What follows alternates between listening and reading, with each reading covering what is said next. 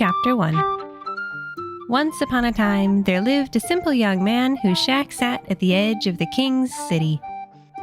It was hidden by a giant oak tree in a maple grove, and the only way to find it was to bring the man's dog a treat. You had to call loudly over the humming of cicadas. The happy mutt would bound across the fields to meet you, ears flopping. Then he would lead you to his master. He was a very pretty dog of medium size, with smooth white fur and caramel-colored spots at the corners of his eyes like an Egyptian pharaoh. This is how the king's messenger found the young man. He ordered him to come along to the castle while bumblebees buzzed plaintively at the horses stomping. The well-behaved lad did as he was told and climbed up on the saddle without question. His dog watched him go from beneath the oak tree. Riding through the summer lands is one of the great joys of life. Everywhere you look, there are gently rolling hills of grass, flower beds, rivers, aspen groves, and orchards. The people wear linen and wide-brimmed hats. Cobblestone roads wind through the countryside. Houses in the king's city are whitewashed to perfection with freshly thatched roofs. The young man drank in the sights, for he had neither horse nor cart of his own. When they trotted through the castle gates, the messenger passed the young man to a butler, and he was led inside through rooms with chandeliers, statues, and courtly ladies and gentlemen dressed to look as fancy as wedding cakes. All the bouquets were made of red roses, nothing like the daisies and cornflowers the lad was used to. He wondered if his old shoes would dirty the polished floors. Every corridor and grand hall was more impressive, and the throne room was the most daunting of all. Craning his neck for a look at the soaring ceilings, the young man had to be reminded to keep walking. At the end of a red and gold carpet flanked by armed guards sat the king of the Summerlands. His throne was twice as tall as a person, and he was covered in expensive fur robes. Every jewel in his crown winked in the sunlight streaming down through the stained glass windows. To his right stood an old man dressed in velvet, who squinted at the new arrival through a tangle of bushy gray whiskers. The butler elbowed the young man in the back, and the lad dropped to one knee. "Welcome, citizen," the king said. He grunted with the effort of standing, weighed down by his jewelry and clothes. "I am told you are named George." "Yes, sir," the lad said. "I mean, Your Highness, Your Majesty, Grace, Lordship." Now, don't be nervous. The king said. You are not here to please me. In fact, I am the one who is in need of your services today. George was so startled, he stood up and stared, slack-jawed. "Me, sir?" Yes, said the king. I must ask you to slay a dragon. For a long moment, George looked from the king to the old man to the butler standing behind him. He licked his lips and asked, "What dragon, sir?" The king blinked in bewilderment. What dragon? He repeated. The only dragon we've seen, my boy. The fearsome red beast flying through the skies. The creature that has tormented us for months on end. The one none of my archers can shoot. Have you not seen him flying off with livestock and riches? He was here yesterday. "Perhaps the branches of the oak tree by my house got in the way," George said. Exasperated, the king looked at the old man and gestured with his many rings. The ancient wizard stepped forward to speak. Ever since the dragon first appeared, he said in his wispy voice, I have locked myself away in my tower to beg for an answer from the heavens. Surrounded by divination stones and items of power, potions and charts, I tried again and again to read the signs, until finally I fell asleep at my telescope.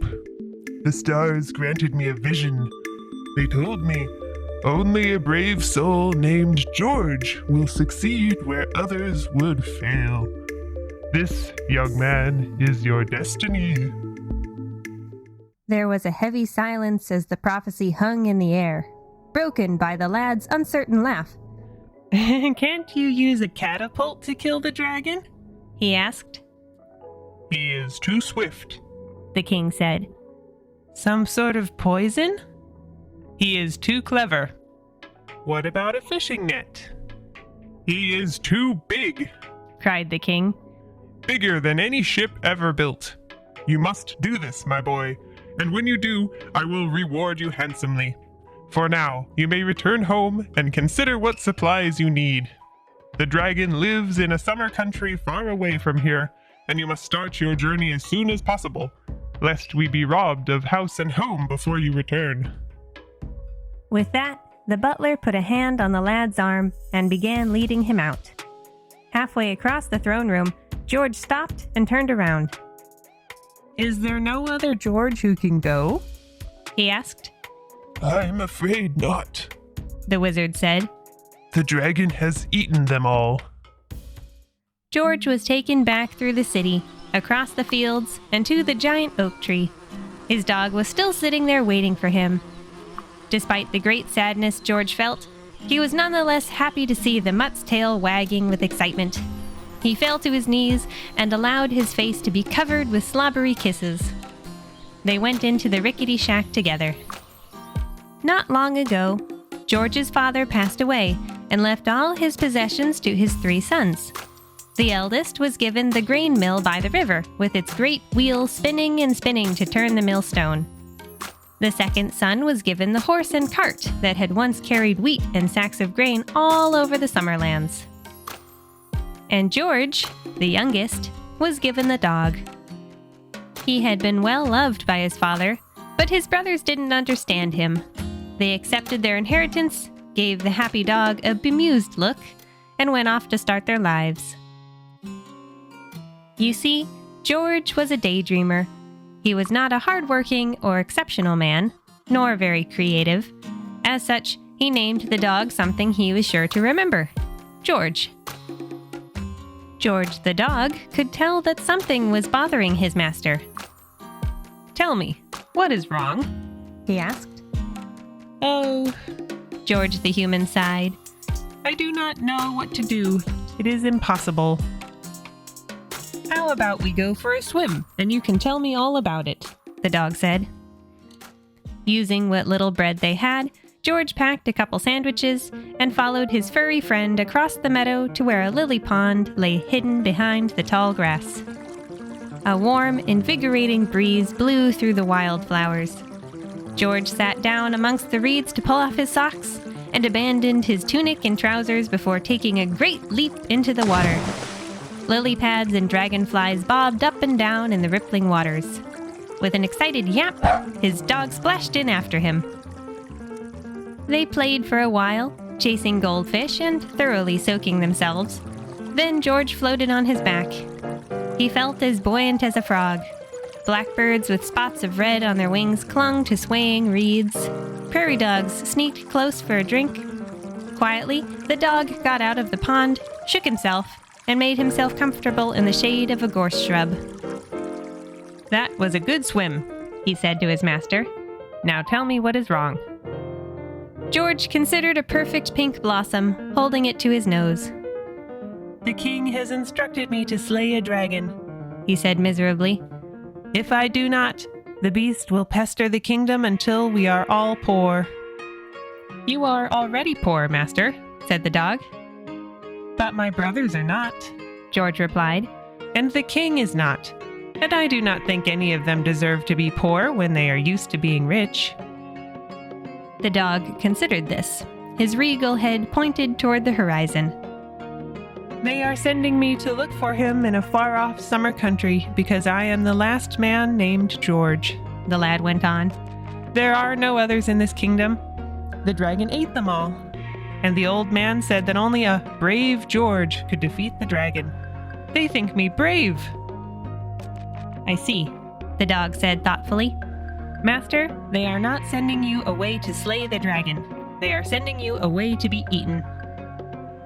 George spluttered as he struggled to stand up without tripping on water lily stems. What do you mean? He asked in a panic.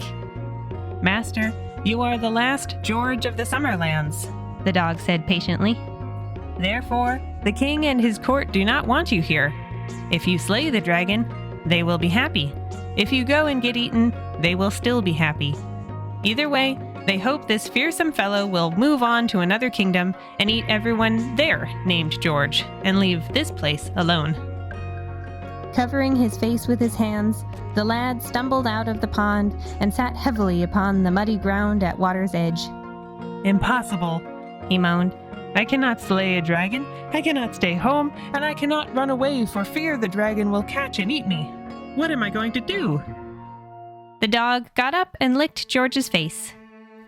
Do not despair, master, he said, for I shall travel to the dragon's keep in your stead. However, you must promise me one thing. George looked into his faithful dog's big brown eyes and stroked his smooth fur. He was doubtful, for the mutt was small as a child, but he trusted this dog with his life. I suppose any George will do, he said. What would you have me do while you are away? Can I not come with you? The dog shook his head. You must not, or the dragon will surely gobble you whole, and then I would be very sad. What you must promise me is that you will do as I say, and hide yourself until I return. You must not be seen, heard, or smelled by anyone, and I will show you how.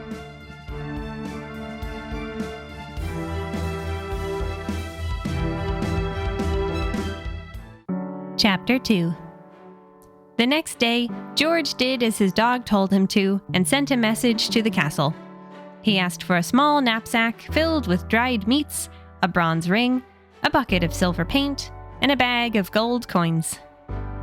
When the messenger arrived with these items and asked what good the paint would do a traveling man, George admitted he didn't know. He could only request that the king be notified of the departure of brave George. He was leaving today to hunt the dragon. Back at the shack beneath the giant oak, George the dog was fitted with the knapsack so he could easily pull it free with his teeth or roll himself into its straps. With his clean fur and perfect posture, he looked like a well-trained errand hound. Master, he called, please come here and dip each one of my toenails into the silver paint. The lad did so. He then admired the metallic shine of his dog's feet. With your pack and hard claws, you look splendid, he said proudly. And you have enough money to buy yourself more food when the meat runs out. That is not what the gold coins are for, the dog said. Now, we must get going. George took only minutes to place his few possessions into an old grain bag. With the sun high in the sky, he left the shack behind, stepped out from under the protective branches of the giant oak, and followed his dog across the meadow and through the fields. They hiked through prairie grasses that tickled his nose. They climbed hills and slid down the other side. They stopped by a tiny bubbling brook to have a short rest. All the while, they chatted about what they saw. Busy anthills, purple coneflowers, amusing shapes in the clouds. It felt good to walk away from the city where no one knew what to do with George. Out here, he was just a man with his dog. Whenever they passed through a town, people asked to pet the pooch. George smiled and nodded, and watched with great satisfaction as they bent down to tell the dog what a good boy he was. They loved to see him wag his tail and roll onto his side for belly rubs. Children especially liked to see him sit, roll over, and shake their hand. As the sun began to set, George looked up at the pink and violet clouds. They were in the middle of nowhere, surrounded only by rolling hills of grass and flowers. It is almost supper time, he said. We should have some of the king's rations and lay down to sleep. The dog shook his head. No, we need to find a house to stay in, for we cannot eat anything in the knapsack, nor sleep under the open sky. We are lucky not to have seen the dragon yet, and he must not see us first. I understand, George said. So we shall trade the king's trinket for a meal and a bed? No, the dog replied. That is not what the bronze ring is for. Despite his befuddlement, George did not quarrel, and the young man knocked on the door of the first house they came to. Out here in the countryside between villages, it was rare to see fellow travelers on the road, and even rarer to see houses. This one was quite shabby. The bricks were beginning to crumble, the thatching was patchy, and no smoke exited the chimney. I think no one is home, George said.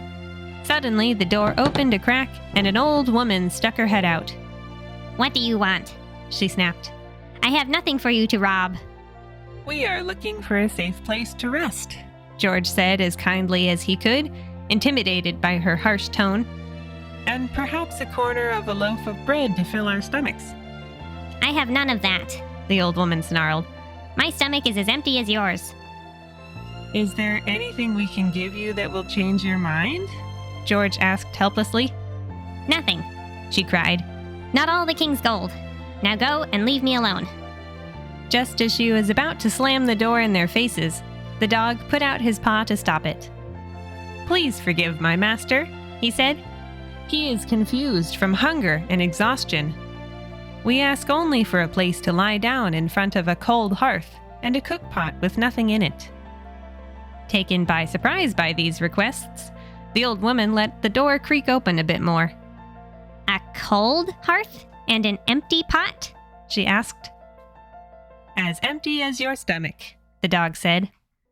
Well, She said doubtfully. I suppose I do have those things. And she let them in. The cottage was as dreary inside as it was out. It was a single room furnished with broken chairs and cobwebs. George was having as much trouble as the old woman understanding what they were doing here when there was neither food nor warmth to be found. He simply watched as she brought out the cookpot, hung it on the hook over the ashes, and gestured to the stone-cold fireplace. There, She said. you have what you asked for. Now what do you intend to do with it? Quite pleased, the dog trotted over. I am going to make bronze soup. He said. And how do you do that? The woman asked, incredulous. It is very simple. The dog said as he tugged off his knapsack and dug into it with his snout. He pulled out the bronze ring. Then he went to the pot and dropped it inside with a great clang. I have placed the magic ring into the pot. And now I shall fill it with water. Master, why don't you have a seat on the floor and wait? I must find a river and bring back one mouthful of water at a time. Oh, don't do that. The old woman grumbled. I'll just bring you a bucket full from the well. She shuffled off and soon returned with enough water to fill the cauldron. As she poured it in, she looked down at the ring expectantly. It is done, The dog proclaimed. It is? The old woman and the young man asked in unison. Yes. Was the answer. It is bronze soup. Of course, it would taste better if the water were boiled. Hot meals are always better. Nodding, the old woman thought for a moment and said, I suppose I do have enough firewood for one pot of soup. She went out the back door again and came back with her arms full of logs, which she arranged beneath the cookpot. Within minutes, they had a crackling fire, and she stood beside the fireplace waiting for Bubbles. How wonderful, The dog said. It could hardly be better. If only... If only what? The old woman demanded. Please forgive me, was the reply. I cannot help but mention that bronze soup tastes best with a few vegetables added to it. We are not kings, and I should not expect so much. Rubbing her chin, the old woman admitted she might have something to spare, and went away again. All the while, the lad stared into the pot, waiting for a miracle, and the dog sat perfectly still. The old woman brought in a basket filled to bursting with onions, carrots, and greens that she washed, chopped, and added to the pot. It was beginning to look quite full and jolly. George yawned, lulled by the fire and the darkness outside. It's perfect, spectacular, The dog exclaimed, almost fit for a king. Almost. The old woman asked angrily. What more could a king ask for? Salt and pepper, a bit of cream, a clean bowl to drink from, the dog said dreamily, as if such things were imaginary. It will be just fine the way it is. I will lap at it with my long tongue, and my master will dip his hands in. The old woman shook her head vigorously. What nonsense, she mumbled as she went to each of the cabinets, pulling containers out of each. These items were carried to the hearth and added to the cauldron one at a time. She even found a long spoon to stir with. Next, she went outside again and came back with a few cups of milk in a bucket, and that too went into the soup. Finally, the lady of the house began aggressively scrubbing the furniture, dusting the cobwebs, and wiping china until a very nice table had been set out for their meal. When she finished, she stood there with her hands on her hips, daring the dog to say that anything could be better. No king could deny the splendor of a meal like this, you complimented. With a satisfied nod, the old woman ladled out 3 bowls of soup for her and her guests. She and the young man sat at the table, while the dog took his dinner on the floor by the warm fire. Before long, George was begging for another helping, while their host regaled them with stories of adventurous travel. They ate their way through the entire pot of bronze soup. She knew much about unicorns, fairies, mermaids, and even dragons. The dog continued to listen long after his master went to sleep in the bed graciously offered to him by the old woman. The sun rose, and she bid them farewell at the door after fixing them a pot of hot tea. Will you be taking that magic ring with you, dear boys? She asked. You left it in my cook pot last night. Surely you will need it again. Keep it, the dog said. We will reach our destination soon. Now you can make yourself bronze soup whenever you like. She granted them a single craggy smile, and they went on their way. George and his dog walked for another full day. The hills became steeper. There were more trees dotting the meadows and fields. In addition to rabbits and birds, they saw deer and squirrels. And as the sun began to dip closer to the horizon, the pair reached a wall of trees.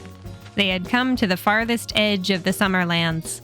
The road disappeared into the greenery, on towards the border situated in the depths of the autumn forest. George stood in the waning light and looked into the dimness beyond, where fireflies drifted. Must we go this way? He asked. It looks chill in there. Do not worry, master, the dog replied, trotting forward. We have nearly reached the place where you can hide, never to be found until I return. What sort of place is it? George wondered. You will see it soon, the dog assured him kindly. In the meantime, you will not freeze, nor will you have to venture any farther into the cold countries. Though hesitant, George did as the dog said and entered the forest. He was immediately surrounded by strange-sounding birds, scratching noises, rustling leaves, and twittering giggles. It was impossible to know what was beyond the next tree, for they were so big and sat so close together that hardly any late afternoon sun penetrated the canopy. Only the giant oak at home was bigger. The path twisted like a snake between root structures as complicated as ancient ruins. George made sure to stay close to his dog, lest they lose sight of each other, for even white fur looked dappled and greenish here. Just as the air began to turn cool and sleepy, they came across a grassy clearing illuminated by the last rays of daylight. They left the road to have a better look. The clearing was perfectly round, clear of stones and rubbish, and all but silent. The trees here seemed to bend away from the open air. Almost no branches dared reach out. On the ground were at least 100 gray toadstools growing in a circle, each with a wide-brimmed bonnet. That's a fairy ring, George exclaimed at the sight. We have to leave. Everyone knows to stay clear of those. While George hung back, clinging to a tree trunk, his dog walked out onto the soft grass. Is it? He asked, sniffing at the mushrooms. I'm sure fairy rings are only formed by poisonous red fungi. This one must be safe. No, I'm sure it is dangerous, George insisted. If you step foot inside, you'll be whisked away to the fairy realm. Will I? Asked the dog, and he hopped into the circle. George's cry of dismay died in his throat. Oh, he said, watching the dog sniff around some more and even take a tentative bite of a bonnet. I suppose you are right. Such a clever thing you are. Say, why don't we collect a few of those for your knapsack? What a good idea, master, said the dog. This one looks to be the biggest. The young man happily came forward and picked up his leg to avoid stepping on the delicate toadstool caps. His shoe touched the grass at the center of the ring, and he promptly vanished.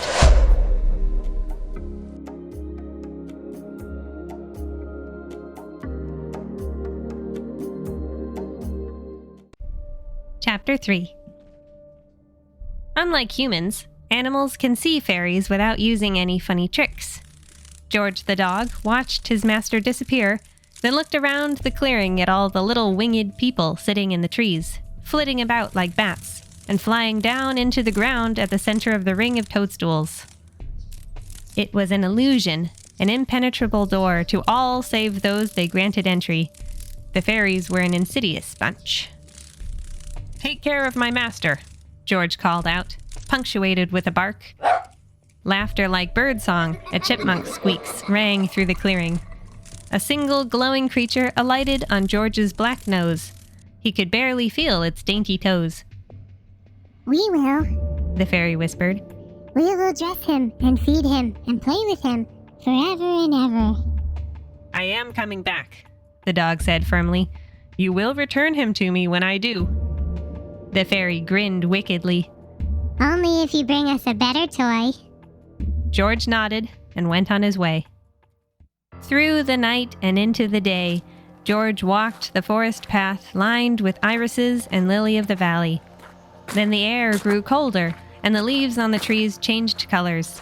The greenery George had seen upon entering from the summer lands was giving way to the cacophony of red, orange, and yellow that marked the true beginning of the autumn forest. At times, the layer of fallen leaves was so thick that it obscured the road. George had to sniff about to keep himself from getting lost.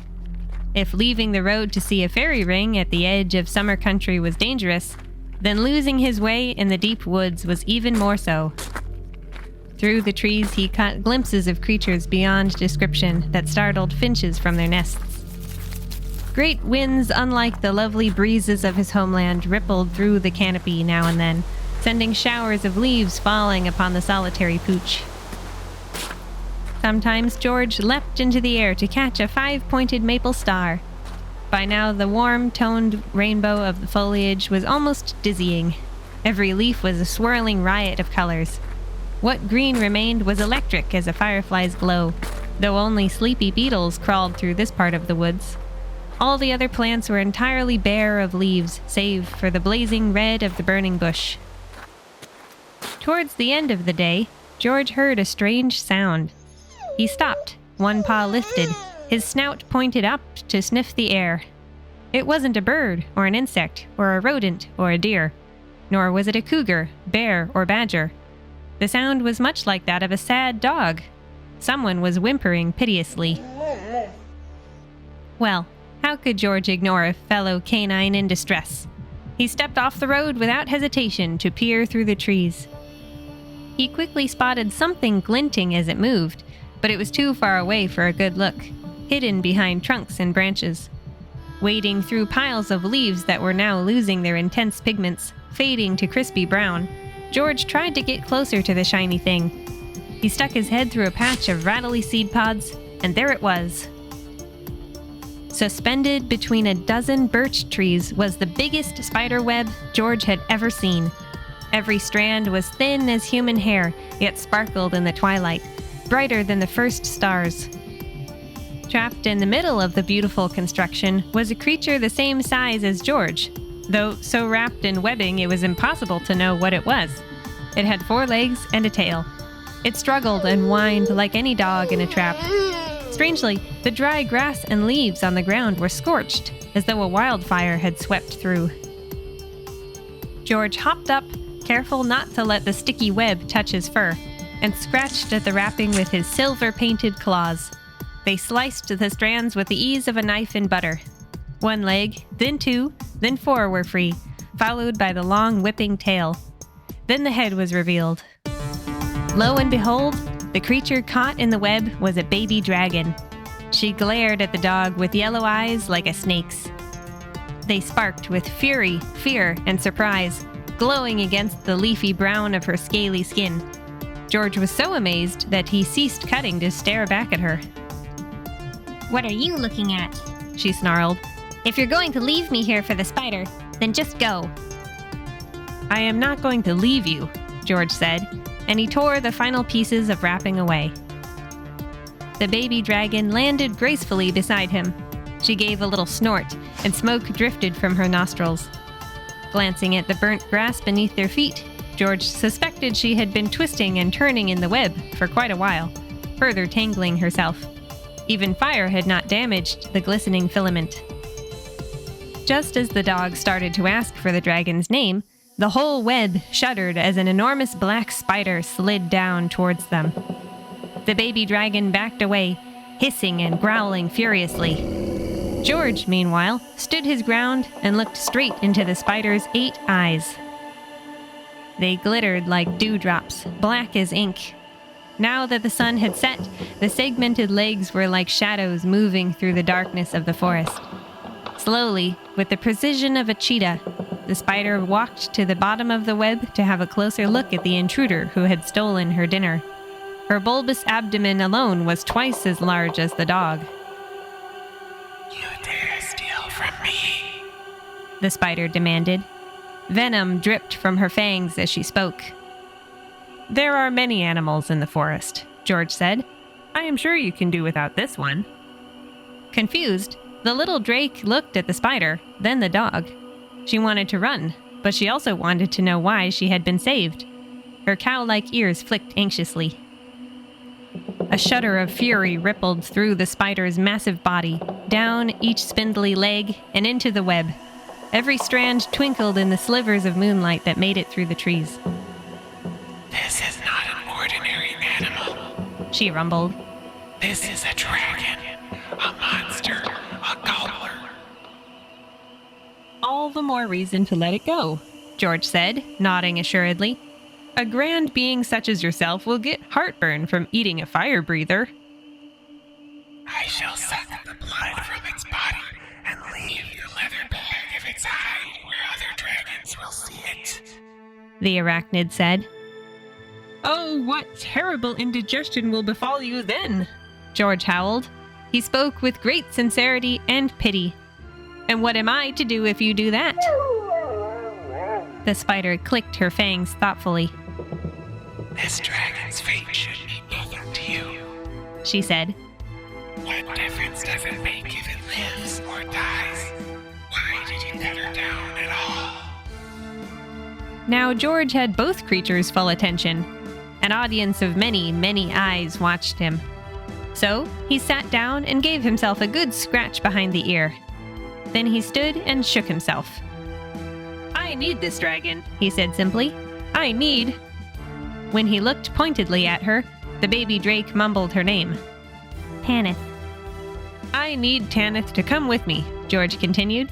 She will be a great help in the winter Alps, where everything is covered in ice and snow, for I have no hands with which to start a fire to keep me warm. You see, I am on my way to slay the dragon rampaging across the lands. The baby dragon scoffed, while the spider shuddered again. Impossible. All of it. The 8-legged beast cried. Perhaps you can kill the great red monster.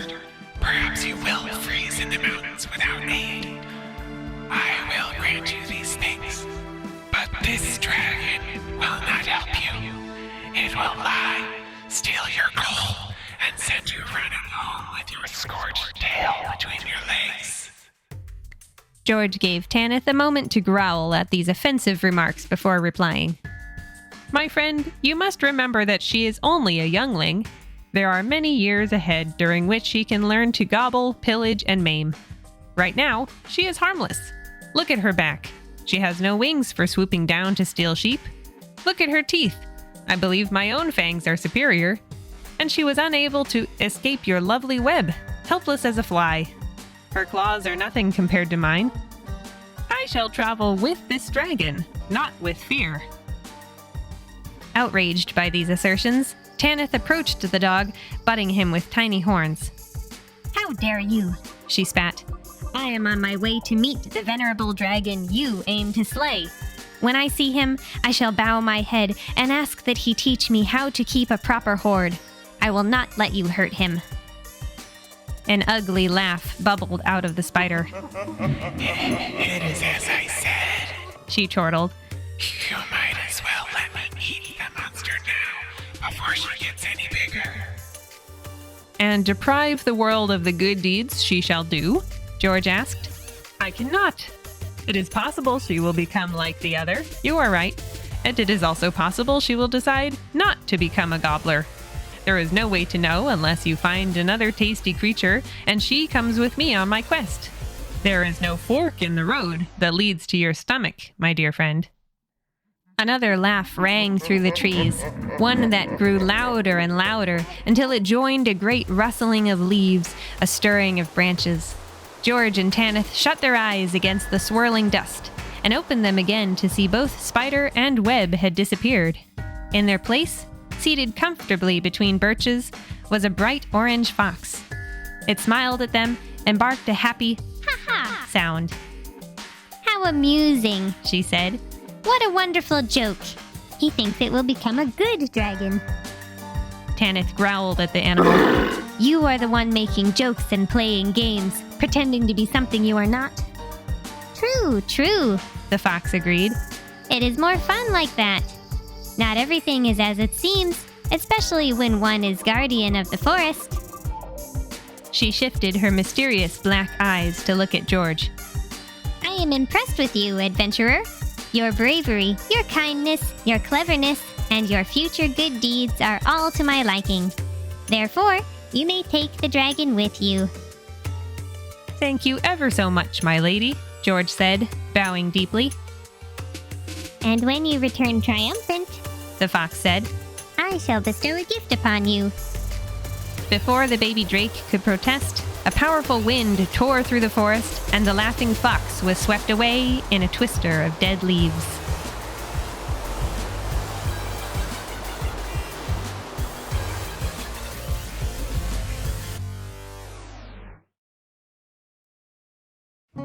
Chapter 4. For fear of the forest guardian's wrath, Tanith accompanied her savior on his journey. She felt certain that if she left the road or strayed away from the dog, she would be captured in another spider's web. The fox was a shapeshifter, the most powerful kind of magic user, so she could also transform into a panther or a giant bat. Such things could snatch up a baby dragon as easily as a moth. I am George, the dog said. I am named for my master. Tanith did not want to converse with him. She kept her head down and watched the cobblestones. The forest was very hilly in these parts, and she focused on climbing one rise after another. The layer of dead leaves coating the road was becoming very dry, falling to dust. Cricket songs surrounded them, carrying the traveling pair into the dawn, when ladybugs began to wake. The red spotted insects landed on the dragon's hide, tickling her in their fearless passage. Now and then she flicked her ears to send one into the air to catch itself on its clear little wings. You saved me so that I would be your fire starter in the winter country, She said at length. What will you do when that part of the journey is done? Give me to an angry village? Find a witch to enchant me? George chuckled. You have a wild imagination, Tanith. When the time comes to part ways, we shall do so on good terms. That is absurd, She retorted. We are going to the same place. You intend to slay the very dragon I wish to ask for guidance, and I wager neither of us know exactly where he is. I know that he lives in a distant summer country, The dog said. Everyone knows that, Tanith sighed. He is crimson as the setting sun. To grow up to be such a glorious color, a dragon must spend many, many years in a summer country. I must join him there and find a cave to call my own. While the baby drake explained this, George noticed that her brown scales were changing color the closer they came to exiting the autumn forest. They darkened with each step. As the trees lost all their leaves and looked dingy and skeletal against the sky, so too did Tanith lose her chestnut luster. She was beginning to look as shadowy as the crows perched above their heads. You may change your mind, George said. You could head in the opposite direction, where I hear many dragons live in a land of volcanoes. Tanith laughed outright. Ha! You know nothing of dragons. We never change our minds. I am an orphan in search of a teacher and glory, not a family. A dog like you with a loving master cannot possibly understand. Then I suppose we have no choice but to continue on together, The dog said cheerfully. Rather than race, we can assist one another. You have your quest, and I have mine." This suggestion was so astonishing that Tanith said nothing until the trees faded away completely.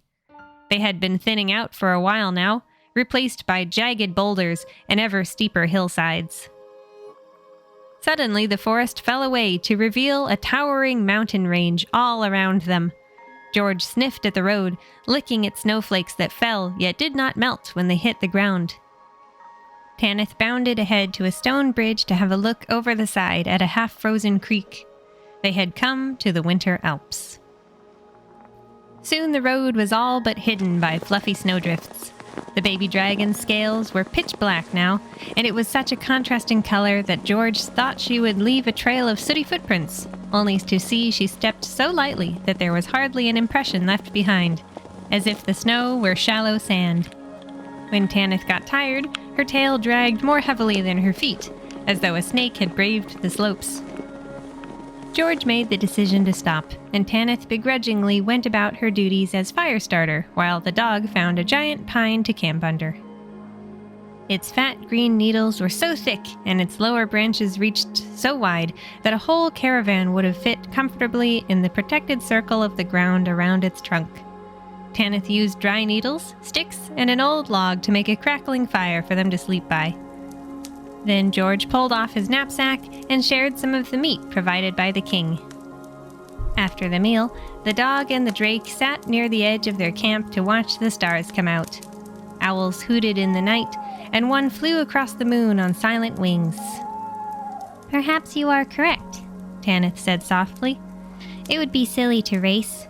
If you got there first, you might kill the great dragon, or you might not. If I got there first, he might accept me as a student, or he might not. I do not know what magic you carry in that bag. I do not know if the dragon wants to bother helping a youngling like me. The best thing is to present ourselves to him at the same time. George yawned so widely every one of his teeth caught the moonlight. "I agree," he said drowsily. "Let's stay together." Spitting an ember into the fire to keep it burning through till morning, Tanith laid her head on her forepaws and went to sleep.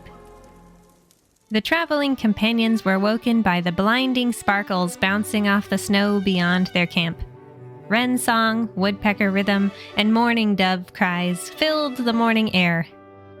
There were no clouds in the sky, transforming the landscape they had only glimpsed yesterday into a wonderland of white and blue. They could look up to clearly see the sharp points of the mountain peaks. Tanith stood and stretched, leaning back on her hind legs and then bending forward, elongating her body. When I awoke from my dream, Tanith said, I thought you were a pile of snow. For a moment I was sure a witch had come along and replaced you. They laughed at the idea, while George did his own stretches. He wagged his tail, the canine equivalent of a cup of coffee, and Tanith whopped hers against the cushion of reddish pine needles. Her flashing gold eyes were wide and bright as she got to work melting something for them to drink, while George stamped out the remaining cinders of the fire. Rested and quenched, they bid the evergreen bagworms in the branches farewell, leaving them alone in their cozy nest. Together, the white dog and the black drake returned to the road. Traversing winter countries is very different from passing through the others. The winter Alps are not easy and breezy like the summer lands, nor cool and mysterious like the autumn forest. North winds, storms, and avalanches can happen at any time, and the cobblestones are nearly impossible to keep track of under inches of hard-packed snow as the way twists and turns through pines, peaks, and valleys. Mountains like these are doubly beautiful for being so treacherous. Tanith navigated the terrain easily. She was not bothered by the cold, thanks to her inner fire. Nevertheless, in temperatures like these, it was important for them both to have water. Every hour, she puffed smoke at her feet until the cobblestones reappeared at the bottom of a new puddle, confirming that they had not lost their way. Meanwhile, George would lie down beneath a fir tree to watch and warm his feet. If they were hungry, he provided food from his knapsack. Late in the afternoon, they crested a snowbank and found themselves peering down into the valley nestled between cliffs. A beautiful city sat cradled there. Built beside a waterfall that fed an icy river, an impressive stone castle loomed over the many roofs. Days in the winter Alps are shorter, and in the purple twilight the glowing windows of the log cabins looked very welcoming. George wagged his tail again, much more vigorously than this morning. People, he exclaimed. What a happy sight. Do you see them all, making their way home for the night, bundled in their coats and hats? Looking down at herself, Tanith was not happy about the town. Yes, I see them, George, she said, but I do not want them to see me. They will think I am a monster here to take their livestock and gold. Is that not your dream for the future? George asked. Right now, I am too small, Tanith replied sharply. If I steal from them at this size, they will come after me with pitchforks that are harder than my scales. Well, in that case, George said, we shall go straight to the castle. Rather than interrupt the townspeople's supper, George and Tanith made camp again, only descending into the valley with the first rays of sun. While the drake sneaked along the edge of town to find herself a place to hide beside the castle walls, keeping her obsidian hide out of sight in a world of snow, George walked straight down the main road. He greeted everyone he saw. They were very pleased to see him, such a joyful and well-behaved mutt. Trotting through the market, he made dozens of new friends. I am on my way to the castle, George told them. My master is a very wealthy man who wishes to visit someday. He will bring gifts and jewels and buy many things to take home. Reach into my bag and you will know this is true. Furniture makers, blacksmiths, bakers, and tanners did as the dog asked and put their hands in the knapsack. They pulled out the purse of gold coins. Please, take one, George told them. All I ask in return is that you tell your friends about my generous master. Everyone must be prepared for his arrival, if he decides he wants to come. Soon, word had spread through the whole city. Someone important wanted to visit. This person was so wealthy, his dog carried a fortune in gold and was giving it away like candy. Just last year, a giant red dragon swooped in, ate every man named George, and carried off all the yaks, so the townspeople were eager for uplifting gossip. News of the charming harbinger made it all the way to the castle, where the queen's handmaidens whispered it in her ear. She quickly sent her own messenger into town to find the dog and invite him to join her at the dinner table. George graciously accepted the royal summons, but he did not go to the queen right away. First, he slipped down an alley into a patch of pines, through the royal stables, and around the castle's outer wall to find Tanith. Using his keen nose, he quickly came across snake tracks in the snow. These he followed to the drake's hiding place. From here he could see the waterfall pouring down the cliffs behind the castle, choked with icicles thick as tree trunks. Past another grove of evergreens, not far from where the trickling water splashed into the river, he found the baby drake.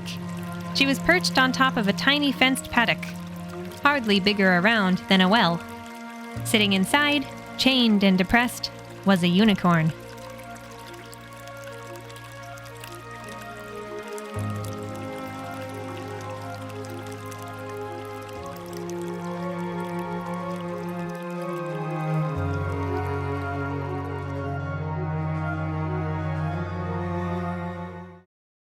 Chapter 5.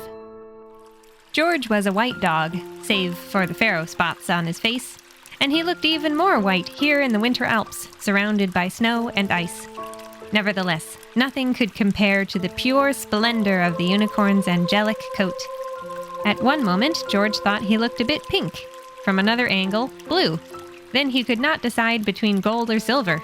The only thing he could be sure of was that the coat reflected many times as much light as the sparkling drift he stood in. Had this unicorn resembled a horse or a deer with great height and mighty flanks, the dazzling glare would have been unbearable. Since he was actually very small, more like a pony, about the same size as the dog and his dragon companion, George was able to get used to it. He blinked again and again until rainbows stopped dancing in his eyes. The unicorn was beautiful beyond compare. His feathered hooves were wide yet cloven like a reindeer's. His curly mane was so long it swept the ground. He had the tail of a lion, long and slender with a puff of hair at the end. A long horn grew from his forehead, twisted like a pearlescent snail shell. And his eyes were more blue than blue, so so clear they invoked visions of ice melt streams near mountain peaks. Despite his awe, George picked up his feet to step through a riverside snowbank and stuck his head through the fence to touch noses with the unicorn. The bright creature returned the gesture politely before resting his head again, burdened by the weight of the chains. Even so, he sat atop the powdery snow as if it were solid marble. The sparrows that came and went left deeper footprints than his hooves. I found him here right after you went into town, Tanith said. Can you cut these chains away? The dog sniffed at them. I cannot, he said. My claws are tipped with silver, while iron is frightfully strong. Crafted by humans never to bend or break. It is very bad for a unicorn's health. Tanith's ears drooped. Then what are we to do? Having been held prisoner once before, I cannot leave him here like this. The unicorn gave a weak nicker. That is very kind of you, child, he said, tilting his heavy head to look at her. Sadly, this predicament is of my own making. I was foolish, and I shall be trapped here forevermore. The mountain springs will dry up, and the mineral deposits will run out. Even now, the waterfall is freezing over. Determined not to leave the ancient creature alone, Tanith quickly set about making a comfortable place for George to sit without freezing his paws off. A patch of snow was melted, then the space was filled with soft cedar and cypress branches heated with puffs of smoke. The dog looked a bit dingy afterward, but he was warm and settled in quite well. Then the baby drake scratched at the drift to seat herself. And so, with two sensitive sets of listening ears, the unicorn told them of his woes. My name is Archibald, he said. For centuries I have wandered freely, so long and so far, that I hardly remember most of my life. I did not know exactly where my next hoof step would take me. Humans come and go, and sometimes I befriend them before moving on. But she was different. The unicorn looked off into the distance as he remembered. I met someone new, someone special. I have never stayed in one place for so long, let alone so close to the city. I just wanted to spend a little more time with the princess. I thought she felt the same. She looked so happy to see me whenever I came to her to walk by her side. Archibald went quiet. George waited patiently for him to go on with the story, while Tanith let out a mighty yawn. She shrugged when the dog gave her a disapproving glance. Not all traps look like spider webs, she said matter-of-factly. Indeed, the unicorn sighed. One day I went looking for the princess. Oh, Juna, I ventured so close to town in hopes of seeing her. Just as I caught sight of Princess Juna waving to me, royal guards jumped out and put this cuff around my neck. I saw my lady with the queen as I was pulled away. A crystal tear slid down Archibald's muzzle. She betrayed me to the rest of the castle. I resent her, yet I have no one else to blame for my foolishness. How could she resist when I kept coming back? There, George said kindly. If my master was waiting for me, I know I would run to him no matter the danger. Tanith snorted derisively. I believe this is a lesson learned, she argued. Now we must find a way to free Archibald. In a paddock this size with such a large chain, he cannot stand or walk, let alone roam as he pleases. Everyone knows unicorns are wanderers. Exhausted from looking at his visitors while the iron pulled at his flesh, Archibald let his head sag back down to the ground. This child told me all about your two quests, he said.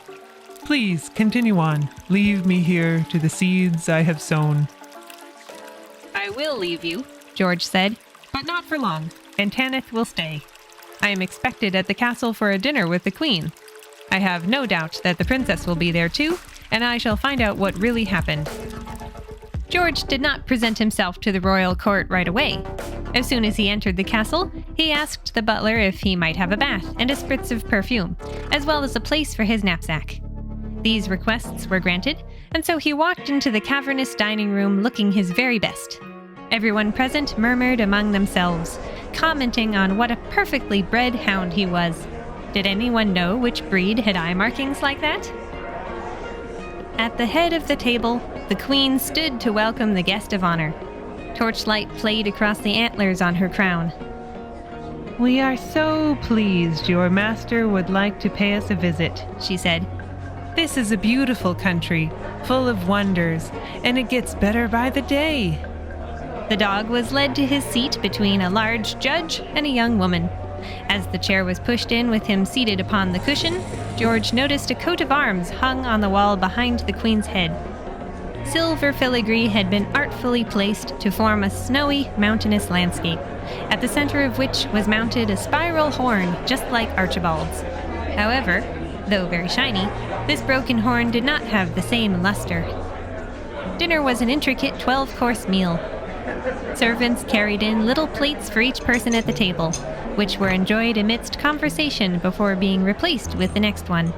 Mountain goat cheese with bread, caviar imported from the spring lakes, basil soup and cantaloupe from the summer lands, stuffed mushrooms from the autumn forest, a leafy salad, grilled eel with marmalade, roasted quail on a bed of thyme, a bit of wine, venison medallions, more bread with onion jam and candied nuts, winterberry fruit tarts, chocolate from a tropical country far away. The dog was given an apple instead during the final course, and carefully ate around foods he could not eat, such as the onion jam. Guests had to navigate a vast array of flatware and cutlery to eat this meal. Courtly people are trained on how to do this correctly from infancy, as soon as they stop sucking on a silver spoon and learn to eat with it. To George, the arrangement looked like a piece of art. Round plates in the middle, with a dozen different sized utensils on either side, with several drinking glasses. Since he did not have hands, the dog chose to forego these lovely items and simply lowered his face to each dish put down in front of him. I do hope you will tell your master all about our wonderful country, the Queen said, addressing George but speaking loud enough that everyone in the great hall had to listen. Did you happen to notice our unicorn horn? She gestured to the coat of arms hanging over her chair. It is the symbol of our good fortune. For a small fee, any illness can be healed, any poison can be removed, and the sulfur river is flowing clean, clear, and fresh for the first time. Her dinner guests nodded and talked enthusiastically. They all agreed their city had benefited from the miracles of the horn. George thanked the Queen for being so generous as to share the horn's gifts with the rest of the world. We care for our visitors as well as our citizens, the Queen said grandly.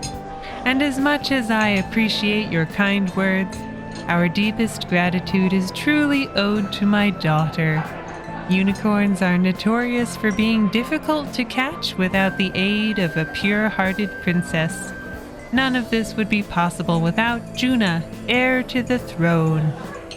The Queen raised her goblet, and everyone toasted the princess seated to George's right. Not once did Princess Juna look up or acknowledge anyone, even when they drank in her honor. She carefully worked her way through the place setting, eating each artistically arranged dish, starting with the smallest silverware. Every move was made with the precision of a clockwork doll. Every mouthful was a show of etiquette and poise. And yet there was such sadness in her eyes that it nearly broke George's heart. He had to take a large bite to keep from whimpering. You must be very hungry, little traveler, the woman said gently. But try to eat slowly, or you will get a stomachache later. George rubbed his nose on his napkin. Thank you for your concern, Princess, he said. The food tastes excellent after days on the road, and there is such good company and stories to go with it. Princess Juna looked sadder than ever.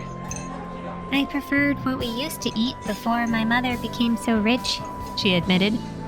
When the old horn hung on the wall and steam rose off the sulfur river and Archibald was still alive. Held in check by royal discipline, Juna managed not to sob. She is right. This is my doing. Everything is my fault. Is Archibald the name of the unicorn that horn belongs to? George asked, studying the coat of arms. Yes, the princess said. He was my friend. My mother wanted to ask him for help, to know whether he would heal her sick handmaiden. So I let her follow me. I thought we would talk to Archibald together, but the guards took him away and... Unable to go on, Juna waved a limp hand at the horn. How interesting, George said. that is not the story I heard. The princess looked at him in surprise. What do you mean? The dog took a bite and chewed. Oh, it is not important, He said, I only remember hearing a story from an old woman. She said unicorn magic is a living, breathing thing. A dead horn is completely useless. She must have been wrong. Otherwise, these miracles would not be possible. Surely the queen would not polish an old horn just to trick you. How improbable. Princess Juna no longer looked sad. Instead, she looked blankly off into the distance. You are right. She said absently. That would be improbable. But not impossible. The dog said mischievously, tucking into his dessert.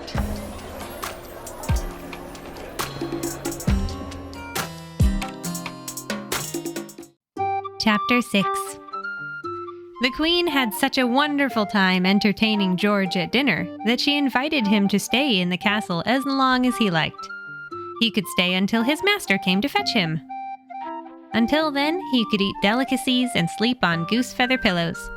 Everyone enjoyed having a friendly canine exploring the halls, greeting everyone, accepting pats on the head. What lovely company he is, The queen said as she walked through the greenhouse with her daughter. If only we knew where he disappeared to every day. To the market? To the stable? He is great fun, Princess Juna replied. We spent a long time talking at his welcome dinner. George has a big heart, and his master is lucky to have him. I wish I had a faithful friend like that. Distressed by the sorrow in Juna's voice, the queen turned away from the orchids. Oh, my dear, please cheer up. She pleaded, taking her daughter's hand. I know you made a terrible sacrifice in exchange for our current prosperity. Our whole country is grateful for that. That smelly river now runs clear and cold, and we do not have to fear sickness or injury. You should appreciate the good you have done. Think about the new friends you will make as more and more visitors turn up. Princess Juna nodded. I know, Mother, She said, Our people benefit from the power of the horn. The celebration festival was also a happy surprise for the townspeople after everything they suffered during the dragon's attack.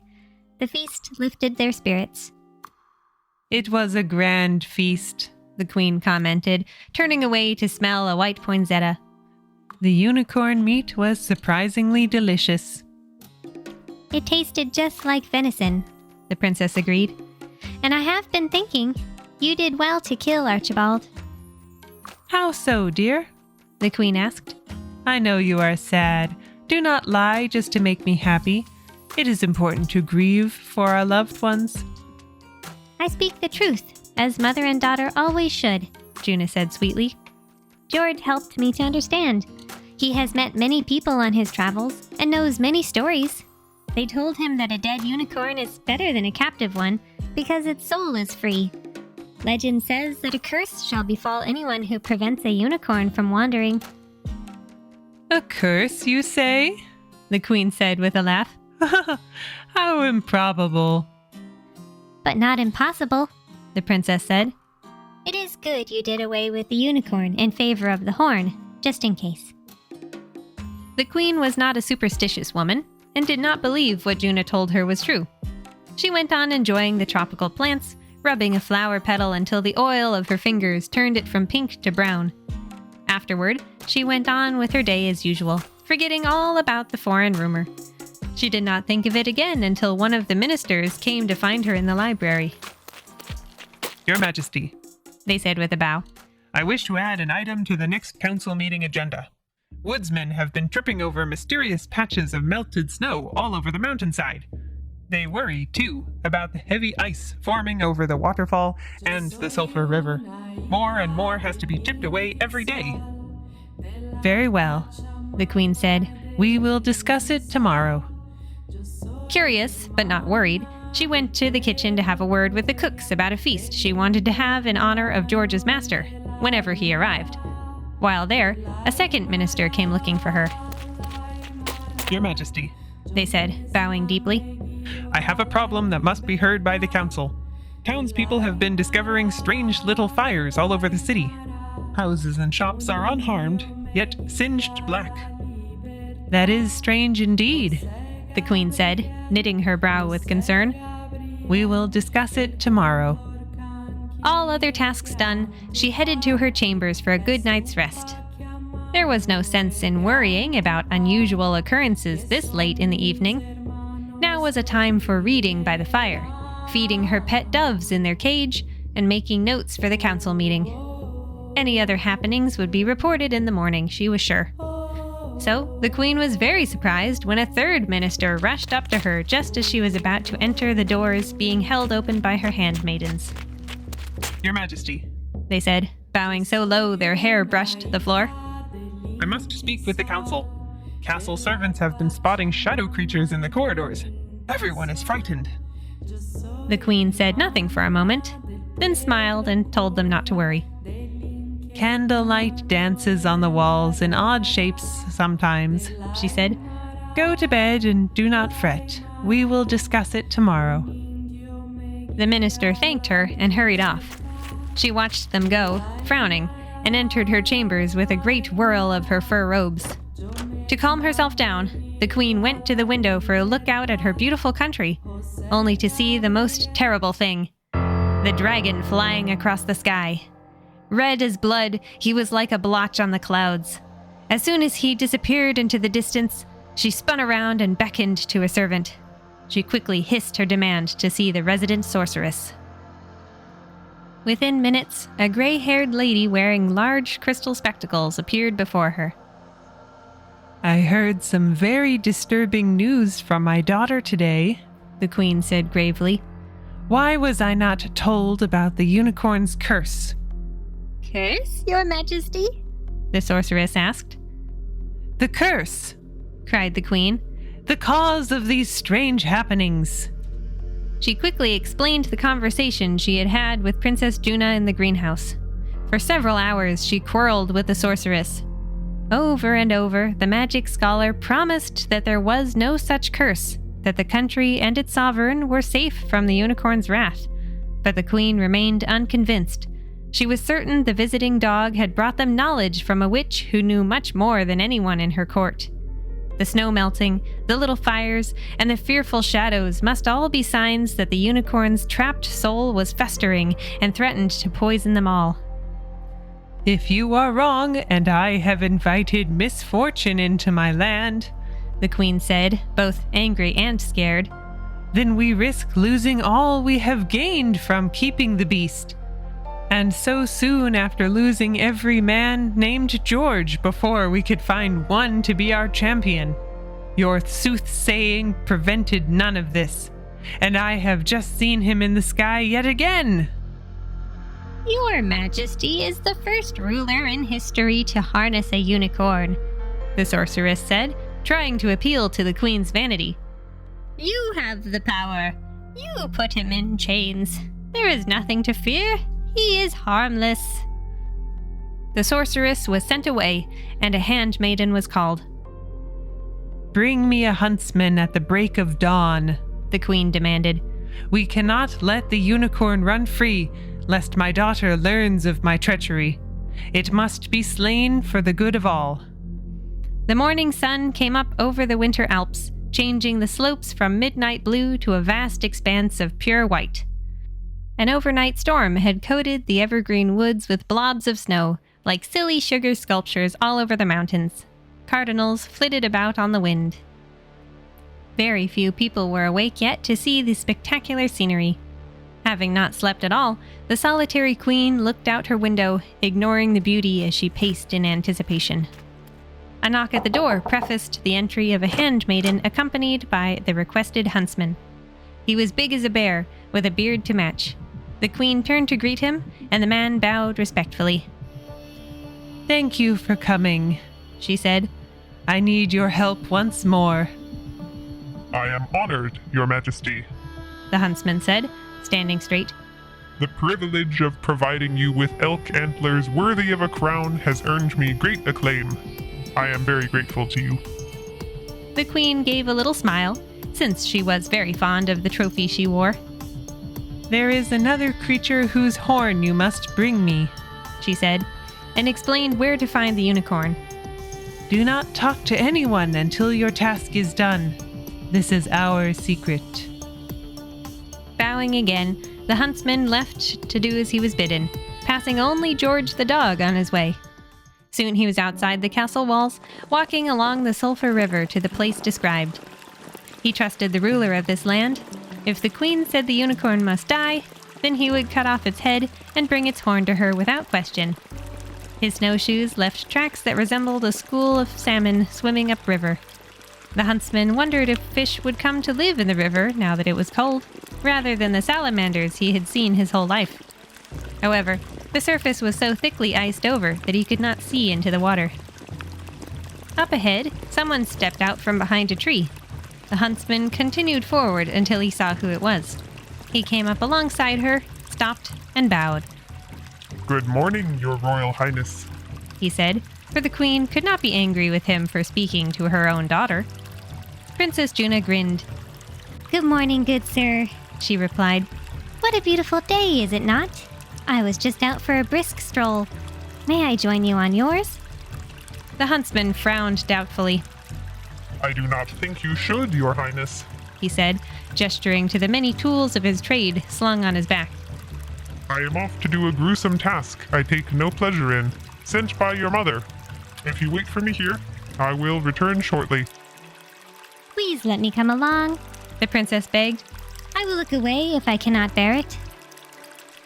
As the father of several daughters, the huntsman was unable to tell the young woman no, especially not when she was next in line to rule. Together they walked up and down drifts with the practiced snowshoe shuffle of mountaineers. Princess Juna was cheerful and chatty, and her companion listened as he would to birdsong. I went ice skating on the river yesterday, she told him. Until recently, only the lake froze like that. Can you believe it? Incredible, the huntsman agreed. Although, the princess said, sounding glum, I do miss swimming in the hot spring pools. Now the salamanders are leaving, and all those people using pickaxes on the ice look so tired.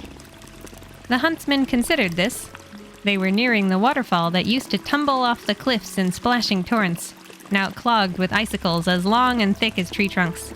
He had many friends who were struggling to combat the growing ice problem. It stopped the mill wheel from turning. It made boating impossible. And baths had to be slowly filled with water boiled on the stove. Half the city's water used to come from the Sulphur River, but now everyone needed twice as much from the well since it had frozen over. I am glad to be rid of the smell, he said, trying to look on the bright side. Soon I shall smell just as bad, the princess laughed. Without hot water being pumped into the castle, it takes so long to bathe. He wanted to laugh with her, but the huntsman suddenly had a pit in his stomach. After a few minutes of silent walking, the question burst out of him. Your Highness, does the river really run cold now because of the unicorn horn? Princess Juna nodded. Yes, she said grimly. When he roamed free, Archibald left the Sulphur River alone because it was part of nature. Now, my mother uses his horn to purify any and all poisons, and the river is poisonous for humans to drink. There is other, cleaner water besides that which bubbles from the hot spring up the mountain, the hunter said. And there is other medicine besides a captive unicorn's magic, the princess replied. They emerged from the pine grove to see the miniature paddock where Archibald was held. While the huntsman stared at the magnificent, tiny, otherworldly, helpless creature in chains, Juna broke into a run. She fell to her knees when she reached the fence and reached through to wrap her arms around the unicorn's neck as they wept with happiness at seeing each other again.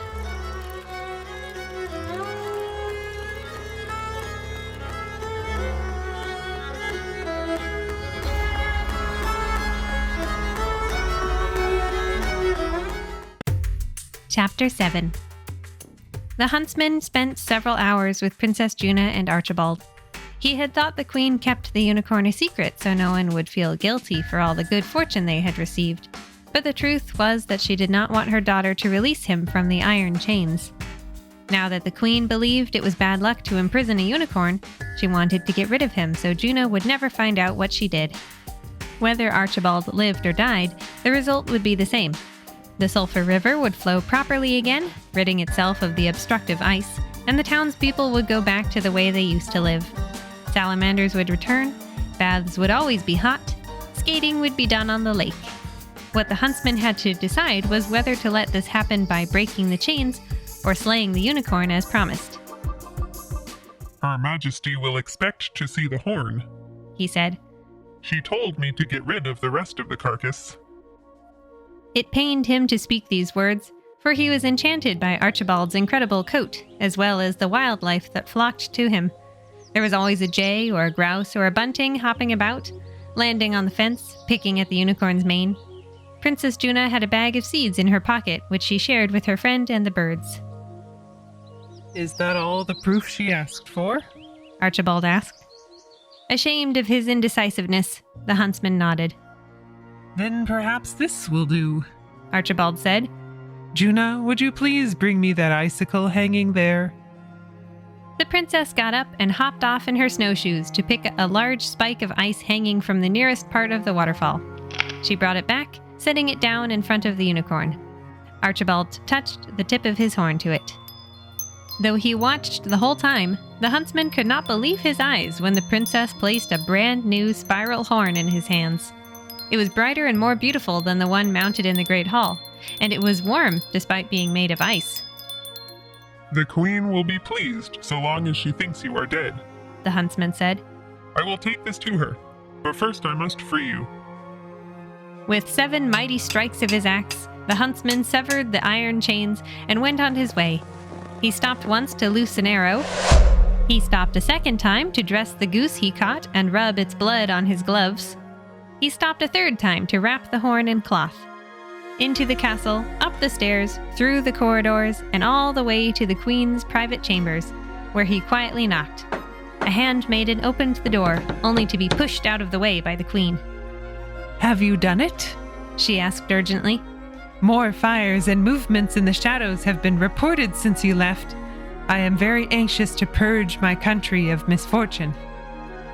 Bowing, the huntsman held the wrapped package out to her, the blood on his gloves clearly visible.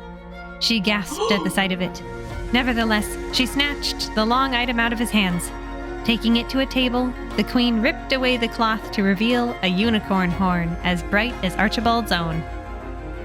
Well done, she said sincerely. Now we shall hide it and keep it secret forever. It looks too different from the one mounted in the Great Hall. Juna would notice something was wrong. For the time being, I shall place it in my wardrobe. The queen dismissed the huntsman, giving him a bag of gold for his troubles. She had much work to do today without having to worry about curses, secrets, and rumors. The council was meeting for her. If she was correct in her actions, then everything they had been hearing about melted snow, strange fires, and demons in the dark would stop now. All she had to do was calm everybody down until Archibald's soul fled this world. As she headed down a long stairway, the queen saw something move out of the corner of her eye. She stopped and spun around, but there was no one there. She was alone in a secluded part of the castle, used mostly by royalty, ministers, and private servants. There were no windows, only torchlight. Swallowing her fear, she kept walking, only to hear a shuffle, a breath, a whisper.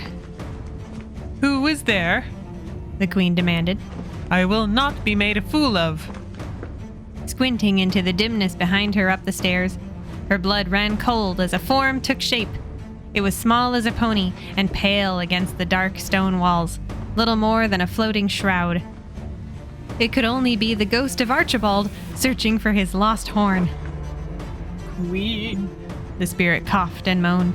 The queen did this to me. Give me the queen, the treacherous queen. Immediately, the woman took off running. Her heart pounded in her chest as she ran for her life. The click of hooves followed slowly behind, fading as she got farther away. Its howls for revenge rang in her ears long after she came to a lighted place among people. The very next day, it was announced that the queen planned to retire and would be passing the crown to her daughter post-haste. This was a big surprise, but the townspeople were quick to embrace the holiday. It was a once-in-a-lifetime jubilee. There was so much to do. By noon, the city was hustling in preparation. Servants ran in and out of the castle on errands. Food from summer, autumn, and spring countries were unpacked for the feast. Ribbons were hung, potted plants were arranged, political documents were sorted. Children ran through the woods in search of wild grapes and natural treasures. Grandparents stayed home to watch babies while the able-bodied adults did their jobs. Everyone found some way to contribute to the new queen's special day. Cooking, decorating, organizing, cleaning, and so on. Meanwhile, the current queen watched her daughter get ready. Handmaidens swarmed like honeybees working their magic. Mother, this is too sudden, Princess Juna said. What made you decide to step down today of all days? A sovereign knows when the time is right, The queen replied sagely. A little voice told me I should no longer be queen. Mother, this is all too much, Juna insisted, trying to brush away the servant's hands. I will be crowned with or without perfect hair. These protests made the queen laugh. It was a pleasant laugh, yet high-pitched and nervous. If the ministers arrive at council meetings wearing wigs and wax to keep their hair in place, then the least you can do is try your best at your coronation day, she said. And what would you do if you were not seated here? Help the servants? Anyway, I wonder where George is. I had hoped to see him at the coronation so he can tell his master about how hospitable we are here in the Winter Alps. By evening, rushed arrangements were complete and the festivities began. Between the throne room, the great hall, and the ballroom, the entire city made their way into the castle to partake in delicacies, wines, and dancing. Musicians played stirring patriotic songs until the time came for the passing of the crown. Silence fell upon the castle as the queen made her way to the throne. The crowd parted and bowed as she moved past. She was a grand presence dressed in a polar bear fur robe that trailed behind her, enchanted by the sorceress to resemble fresh snow. The antlered crown added height. The proud, satisfied look on her face added authority. When she reached the throne, the queen merely stood beside it and turned to watch her daughter follow in her footsteps. Princess Juna had chosen to wear a robe of feathers collected by the local children. It shimmered in the torchlight as she walked. The gathered citizens tried to bow to her, but they were entranced by the shimmering colors and only bent down far enough that they could still see her. Juna came to the throne, turned with a whirl, and was seated. The ceremony was very moving. Many people cried during the queen's speech, listing amazing things about their ruler-to-be, how Juna would be powerful, just, and beloved by all. No one disagreed. As she listened, the princess sat up straight, staring straight ahead with royal dignity. At last, the time came for the mother to remove the crown and place it on her daughter's head. I hereby pronounce Queen Juna, she called out. A raucous roar of approval swept the castle. It carried through the entire city until it echoed off the mountain cliffs. The guests applauded and cheered even more as the music started up again. It was an incredibly jolly atmosphere full of hope for the future. Everyone was excited by what a dramatic figure Juna was now that she wore the crown of antlers. However, just as they were about to converge on the long feast tables, a familiar man came running into their midst. Your Majesty, The huntsman said urgently. steam is rising from the water. Ice shards are melting and washing away. The sulfur river is back to the way it was. There was a collective gasp. Everyone knew the purification of the river was the last queen's most prized achievement, held up as her greatest success. There was much murmuring as the guests waited to see what she would do. How tragic, She said with a graceful shrug. The horn must only work for me, and its magic is gone now that I am queen no more.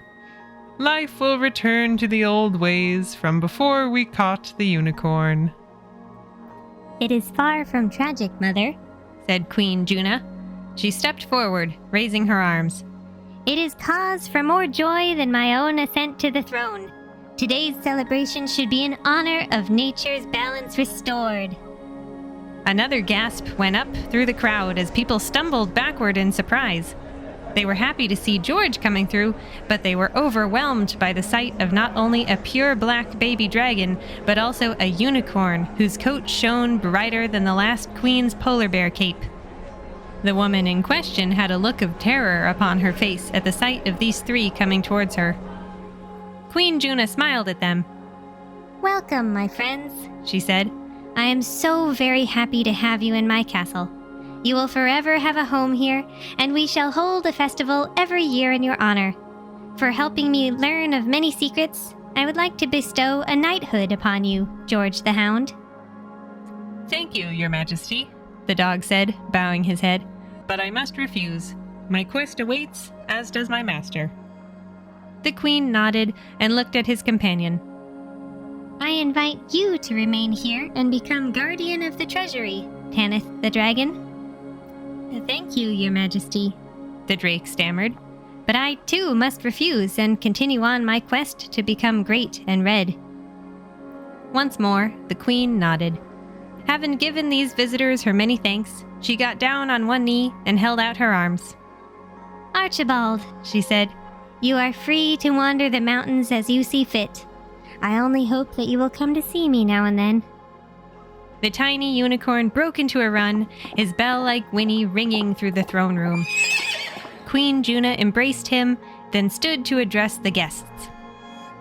By royal proclamation, no one is to harm, capture, or kill a magical creature ever again, She said, loud and clear. Now, let the celebration begin!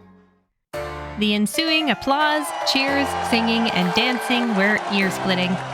In the confusion, Juna's mother slipped away.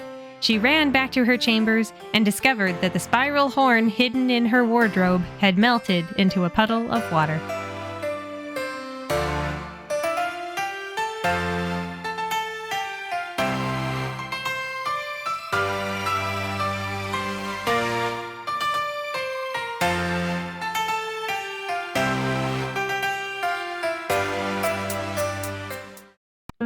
Chapter 8.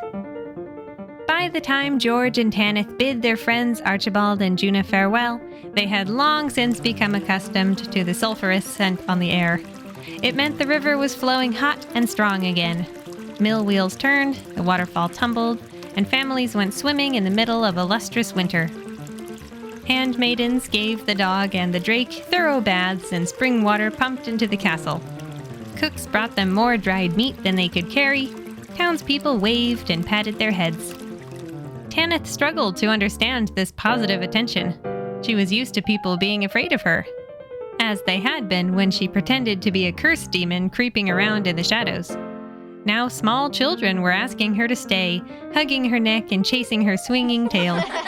The old gray unicorn horn that was once mounted on the wall of the Great Hall was now strapped to her back, a final gift. What a wonderful country, George commented as they returned to the road. He had to pick up his paws to get through a dense layer of snow while Tanith padded across the surface. I am surprised you did not choose to stay. A castle with warm bathwater is better than any cave. The dragon snorted, gushing flames. You could have stayed too, she said. Queen Juna invited you to become a knight. Why continue on this quest when you could have an entire city to love you? And so, the traveling companions determined that neither would give up their goal, thus binding them together once again. George still wanted to save the life of his master. Tanith still wanted to find a teacher. Their hearts were set. This friendly argument carried them up out of the valley, all the way out of the Winter Alps. Soon the snow began to melt and turned to slush that they had to splash through. Evergreen woods mixed with groves of deciduous trees that were at first bare, but soon had little buds growing along their branches. Honking geese were everywhere. Blue jays squawked. Butterflies drifted past in search of flowers opening their petals to the cloudy sky. The road twisted around hills and frequently met with a bridge leaping over a cheerful stream. Archways of weeping willow branches swept the cobblestones. When Tanith's scales brightened from black to emerald green, George knew they had reached the edge of the place known as the Spring Lakes. It was an incredible transformation to watch. She was such a vital color that if she lay down in the fresh grass, you would have lost sight of her completely. Many times, they had to take cover under a tree or bush as rainfall halted their progress. Tanith had been fine in the cold mountains, but she disliked the wetness here. The branches above their heads had only sparse, newly grown foliage to keep the pair dry. When night fell, there was nowhere dry to sleep. George shook his fur, and Tanith longed for a good rock and some sun. Sometimes lightning stopped them in their tracks. Additionally, they were constantly stumbling across fields of mud that had to be crossed, their claws squelching and slipping. They were never clean despite the spring showers. Eventually, the clouds lightened from stormy gray to cotton white, making way for sunshine. Tanith sighed with relief as the first strong rays touched her hide. Her new green color was especially vibrant in the sun. The trees on either side of the road unfurled their leaves to drink in this nourishment. Apple blossoms, hugged by bumblebees, bloomed with such enthusiasm that their petals became a different sort of rain. As they danced along a path turned pink, George pointed out red-breasted robins in the trees bringing food for their cheeping fledglings. Then Tanith found a patch of tulips. She paused to admire the red ones. I am glad not to be so dingy anymore, The baby drake said. brown and black are such drab colors. I do not think so, the dog replied. They remind me of home, when I hunted for beetles in the bark of our oak tree. They are strong, solid colors. There are thousands of streams and rivers running through this part of the world. Bridges of every kind cross them. Some are made of wood and iron, while others are pieced together with bricks, rose quartz, or granite. Meanwhile, the road climbed hill after hill as the travelers bore deeper into the giant watershed separating the Winter Alps from the Spring Lakes.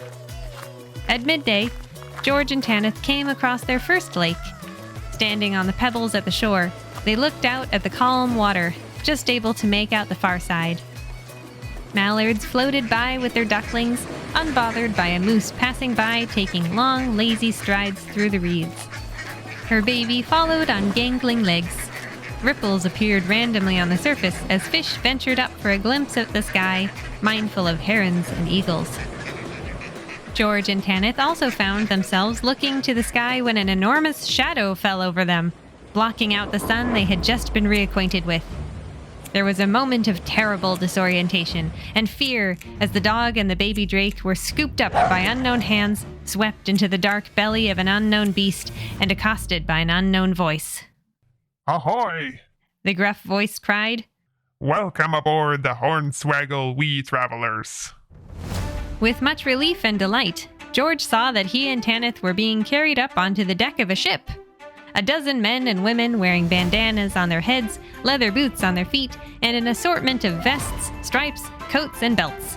They grinned at the pair through shaggy beards woven with beads. One had an eye patch, one had a peg leg, and another had a gold tooth. The man who had spoken was the most impressive of all. His beard was the frizziest, his hat was the biggest, his black coat was the grandest, and he had the most earrings, bracelets, and rings. On his shoulder sat a bird whose orange, scarlet, and maroon feathers caught the sunshine and flashed bright as flames. It had eagle talons and glaring eyes. Tanith hunched down close to the floorboards while George lifted his head and wagged his tail. With a booming laugh, the pirate dropped to one knee and scratched the mutt's ears. Aye, what a good boy ye are, me hearty. He said.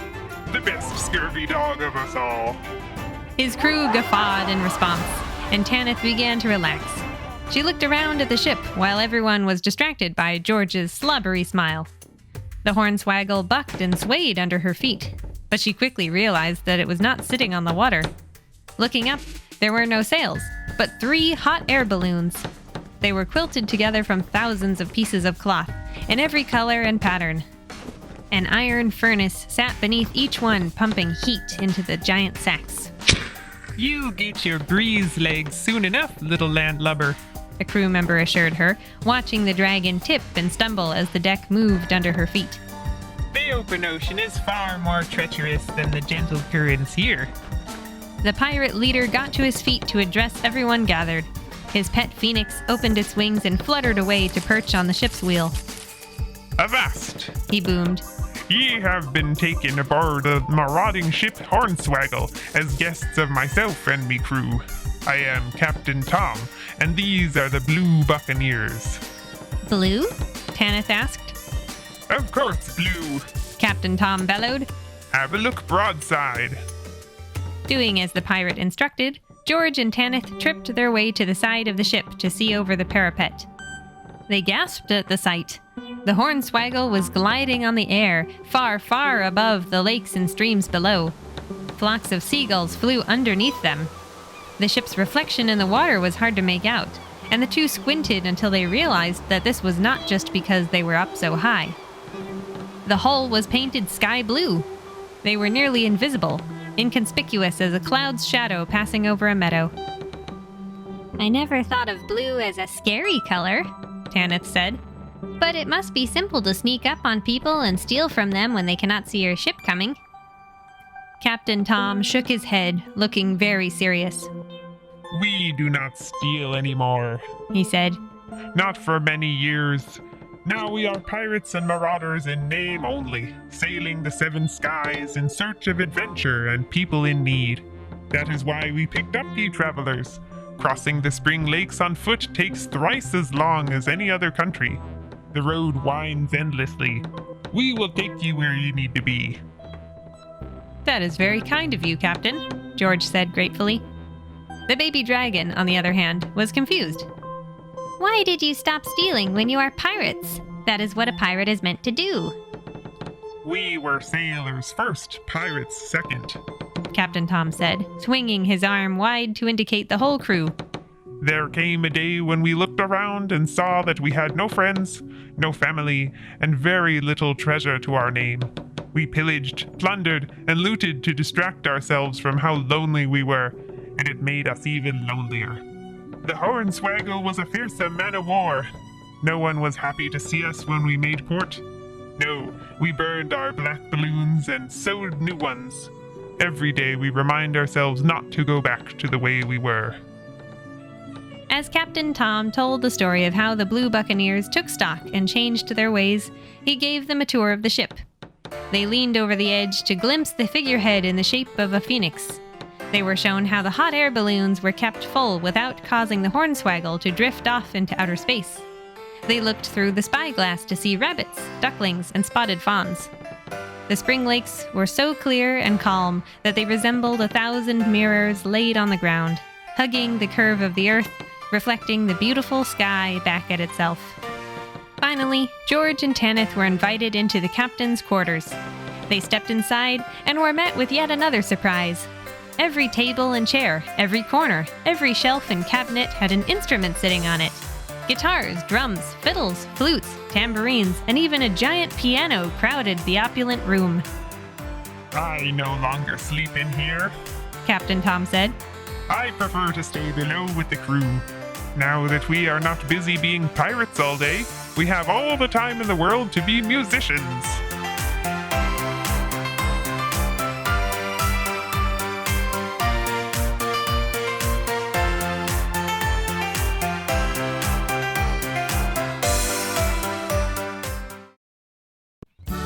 Chapter 9. Nighttime aboard the Hornswaggle was magical. A blazing sunset turned the clouds pink and the lakes orange. Then the sky opened up to reveal a universe of stars. The Blue Buccaneers clothed their guests in bandanas and blankets to protect them against the chill air before seating themselves around the central balloon furnace for a fireside meal. The glow lit their jolly faces as they shared in good food, steaming coffee, and molasses cookies dipped in crystal sugar. Just as George and Tanith were about to nod off to sleep, the pirates suddenly got to their feet and disappeared into the captain's quarters. One by one, they emerged to join the circle with their instrument of choice. Both dog and dragon's ears perked up as the first notes were played. The phoenix chittered excitedly. Captain Tom chose last, taking his seat with a dazzling guitar made of polished silver. In its surface, you could see the fire, the stars, and the faces of dear friends. He strummed it with the reverence owed a harp, closing his eyes to feel the sound. As he began to play, the blue buccaneers accompanied him. Listen well, ye who seek the dragon's gold, for I'll tell you the tale of a young lad so bold. He set out to find a dragon's lair. With a griffin's help, he took to the air. The lair lies deep, beyond the mist and sea, where secrets are kept, and mystery be. Over the misty sea, they flew with ease, and saw dangers as could bring sailors to their knees.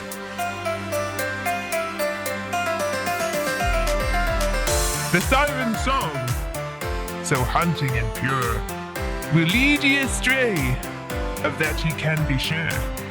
The kraken's ours, so big and strong, drag ships to the depths and crew along. And then they came to a maze so grand, where twists and turns were so unplanned. The brave young lad saw dangers unknown that would leave ye lost and on your own. With the griffin's help, they made their way, and soon they found themselves in a dragon's cave.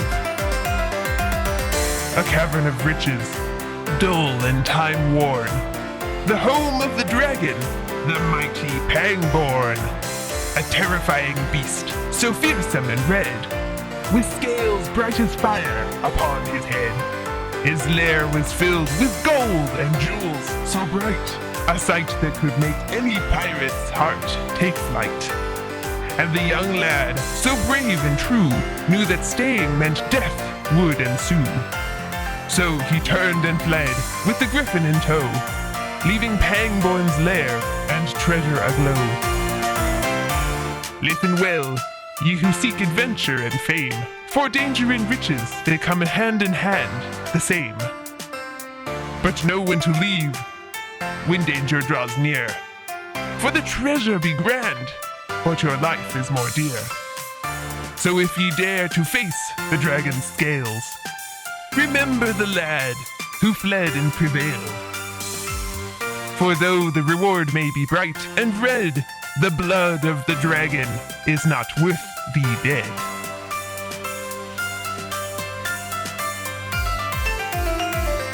Dog and Drake listened in rapt silence, astonished by what they'd heard. They did not speak until the musical buccaneers placed their instruments on their laps for a moment's rest. Tell us, Captain Tom, George inquired, is the tale in the song a true one? Aye, the dragon shanty is sung and believed by all sea dogs in these parts, the bearded man said. Tanith could hardly sit still. The great dragon's name is Pangborn, she exclaimed. The shanty is a map to his cave. We do not have far to go, do we, George?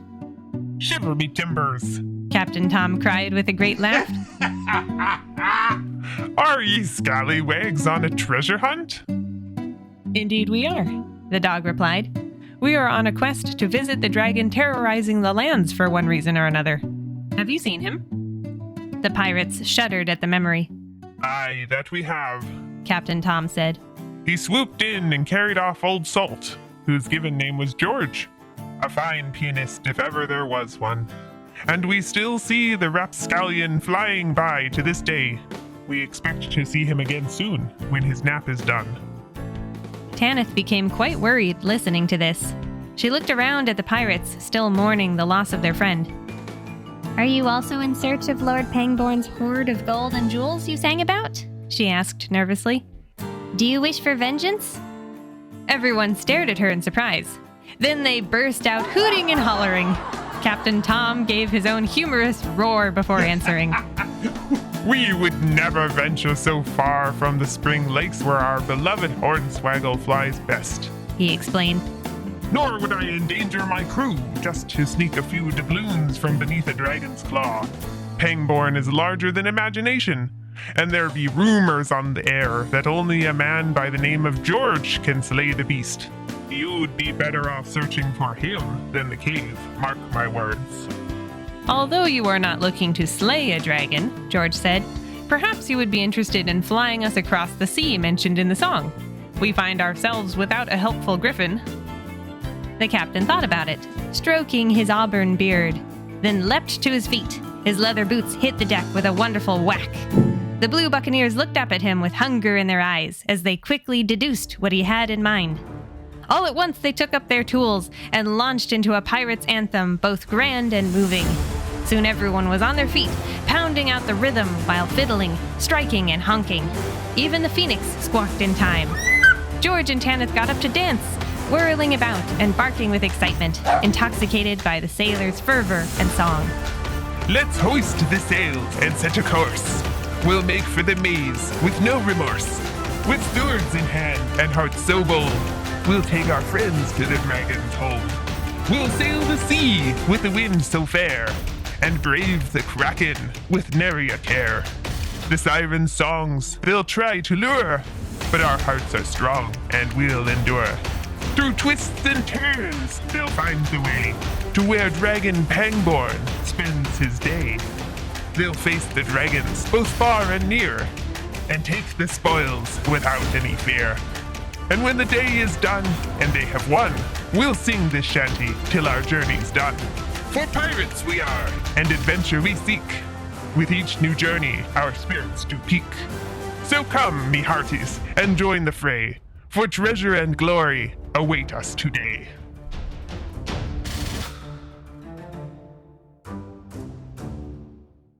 At first light, the pirates fired up the balloons and unfurled the sails.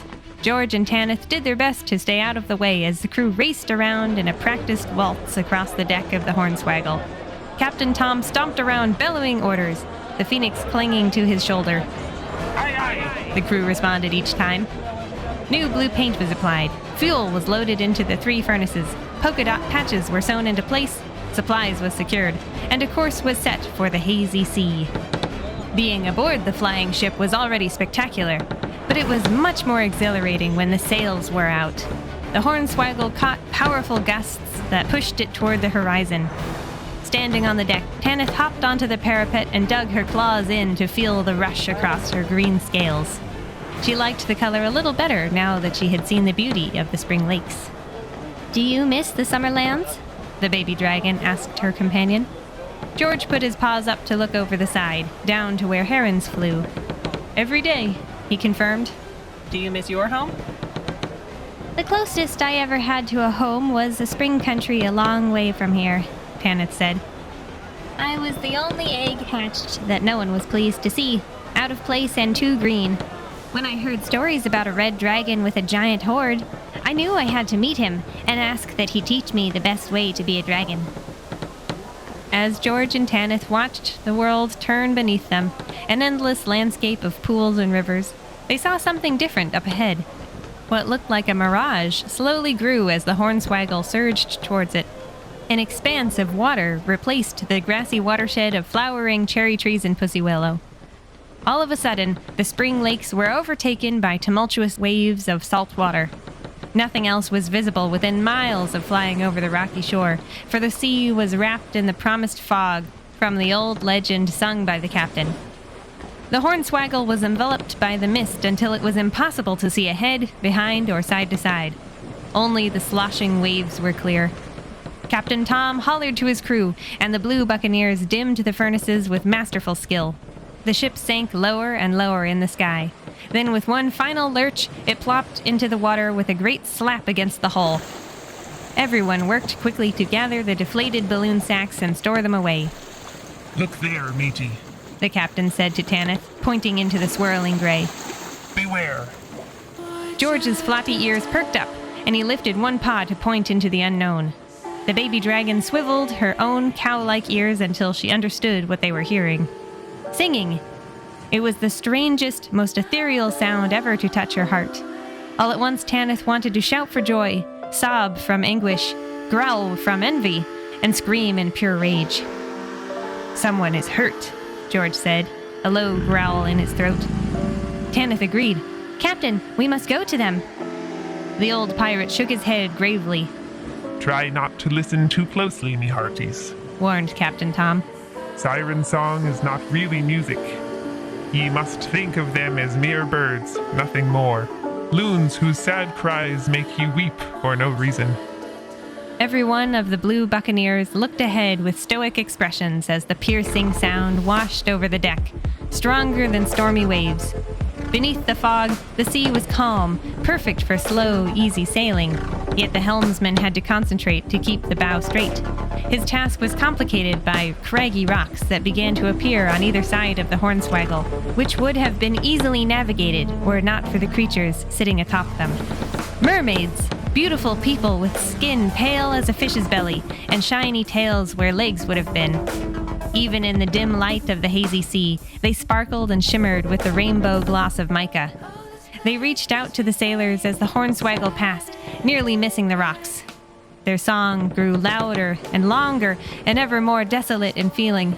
Their doll-like faces pleaded for aid. Just as George looked ready to jump off into the water to reach the poor creatures, Captain Tom stomped onto the deck with his silver guitar. He strummed it, and the robust sound carried through the damp air. These notes were a great relief and called the attention of everyone on board. As he began to sing, his crew rushed to find their own instruments. Born to a stonemason, youngest of 3, heard the pirates call, dreamt of the sea. With salt on his skin and winds in his hair, he left for adventure with nary a care. His ship was his home, the crew his kin. Together they sailed through thick and thin. His laugh was hearty, his smile so bright, yet he hunted for treasure with all of his might. A map he found, faded and gray, a coffer to seek, a price to pay. He followed its path with hope in his heart, but it led him astray and tore him apart. He pursued his prize, alone and afraid, and with each cresting wave, his sanity frayed. Now his ship is adrift, his crew have withdrawn, his treasure is lost, yet his hope is not gone. He rode the wind, seeking fortune and fame, landlocked no more, feeling no shame. The sea is his grave, a sad lullaby, for the young lad who dared, and then said goodbye. Fearsome captain of legends, his heart made of stone, now lost to the waves, without love, all alone.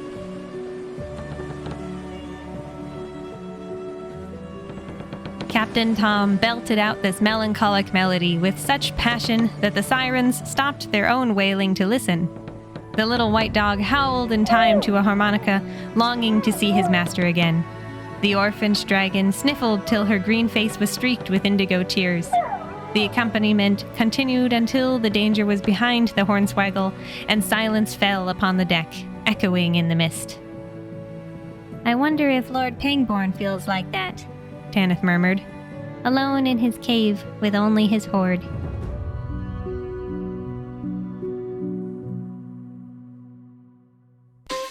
Chapter 10. Land ho! The lookout cried from the crow's nest.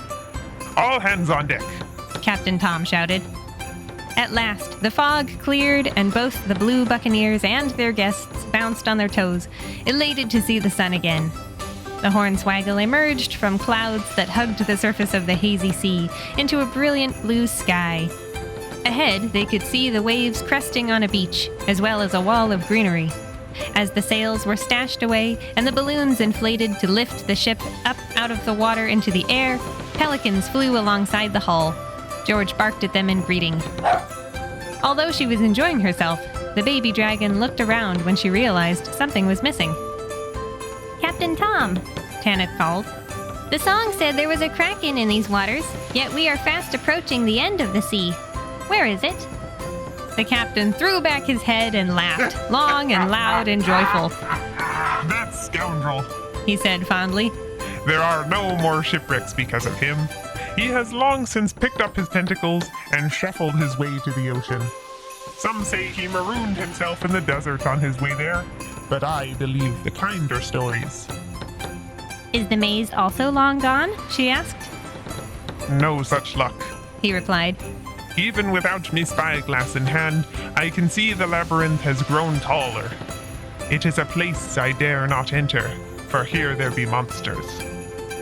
Soon the hornswaggle was hovering over golden sands, sparkling with tiny shells and bits of sea glass.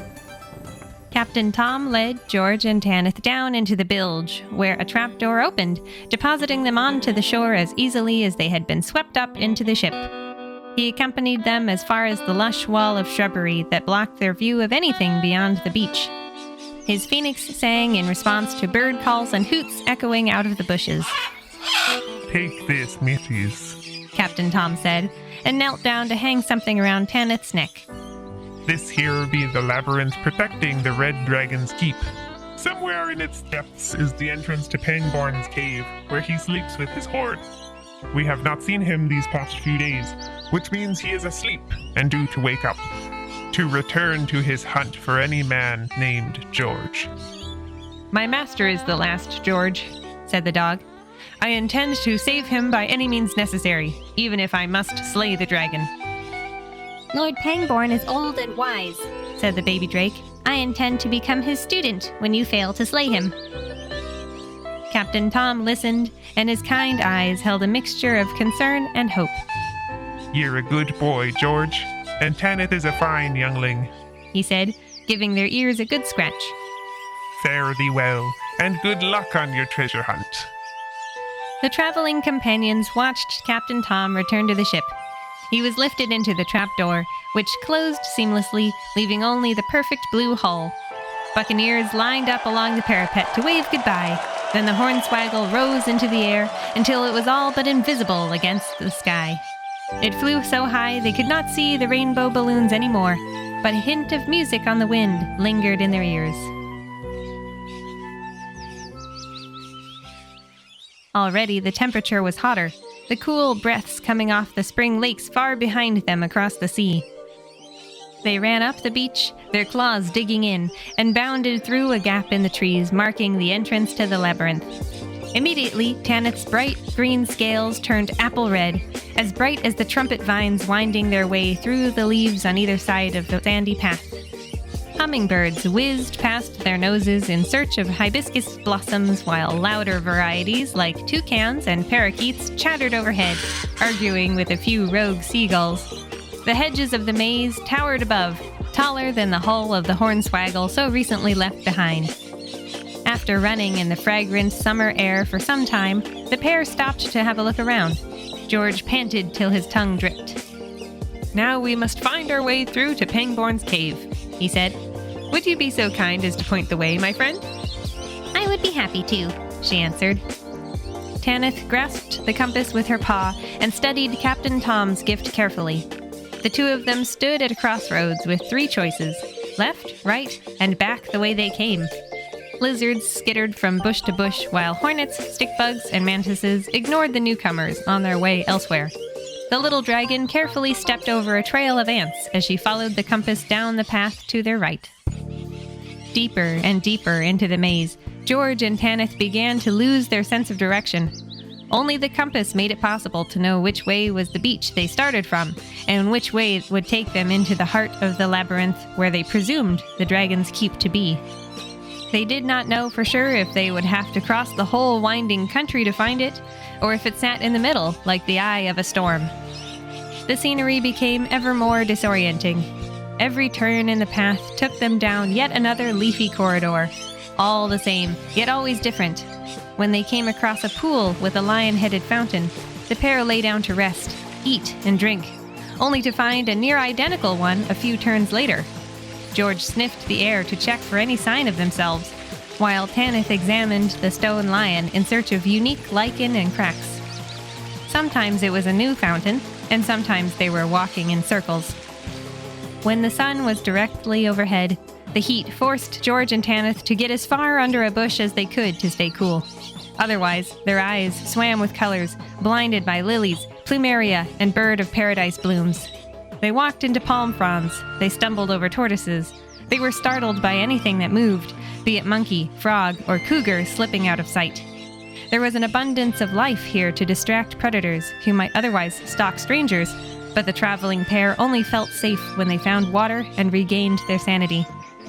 Getting up to walk was disheartening, for it meant navigating more dead ends and spiraling paths that the compass could not predict. The height of the hedges made it impossible to keep going after the sun dipped too close to the horizon. Long shadows dazed their eyes as thoroughly as bright flowers. They came across a large open area, much like the grounds of a palace, and collapsed for the night. They paused to shirk their knapsack and unicorn horn before falling fast asleep. The grassy plaza had soft grass and was filled with trimmed shrubs, trickling fountains, and statues. Only in the morning were the dog and the drake able to have a proper look around. Suddenly, they heard great stomping footsteps coming down the path. George and Tanith quickly hid themselves behind the marble statue of a sphinx to see who it was. Out into the park walked the most unusual creature either of them had ever seen. He had the body of a man, many times taller than average, with broad shoulders, and the head of a bull. Everything from his muzzle to his hooved feet was covered in silky black fur. Only his enormous curved horns were ivory in color. Everything he wore was made of gold, including his nose ring. I know you are there. Called the Minotaur. You cannot hide from me in the labyrinth.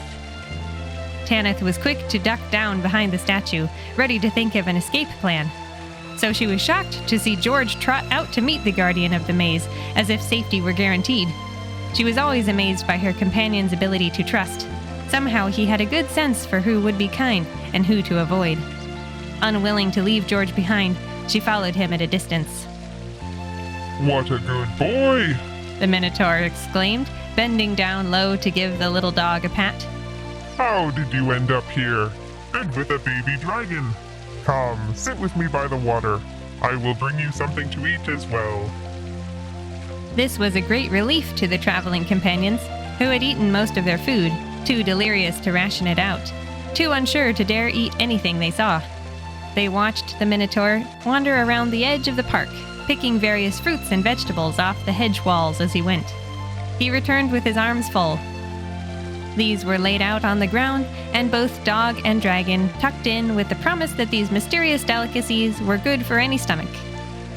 Then the three went to the largest pool to watch the swan fountain shoot drops into the air that fell and created beautiful ripples. Small alligators reclined in a bed of river rocks. Every inch of the fountain was scrubbed clean, so the depths were clear as glass. George and Tanith made themselves comfortable on the lawn, while the Minotaur sat himself down on a bench carved with spiraling designs. Now, tell me everything, he said. You seem to have gotten here by wandering at random. We are searching for a dragon known to eat men named George, said the dog. A kindly pirate captain gave us a compass. How did you get here? The Minotaur was intrigued to hear this. A compass? He asked eagerly. Tanith reluctantly held out the precious object to show him. Captain Tom says Lord Pangborn shall wake up soon and begin his rampage again, she said. We must reach him soon, or we shall not have a chance to speak with him until he returns. Stroking his chin whiskers, the Minotaur considered this. I will make you a deal, he said at last. If you do not intend to come back through the labyrinth, if you expect either doom or triumph when you meet the dragon, then I will help you. In exchange for your compass, I shall lead you to the cave just in time. However, beware. I have seen many adventurers make it to the Dragon's Keep. There are a few who prevailed in their quest to face Pangborn the Red, and successfully died trying to slay him. But all the rest turned and fled at the mere sight of his talons. If you give me the compass, you will never find your way out. You will have no choice but to face him or perish in the labyrinth. Either way, you are lost.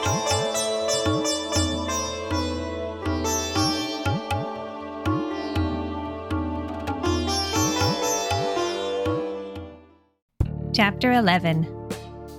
Tanith did not know what she wanted to do.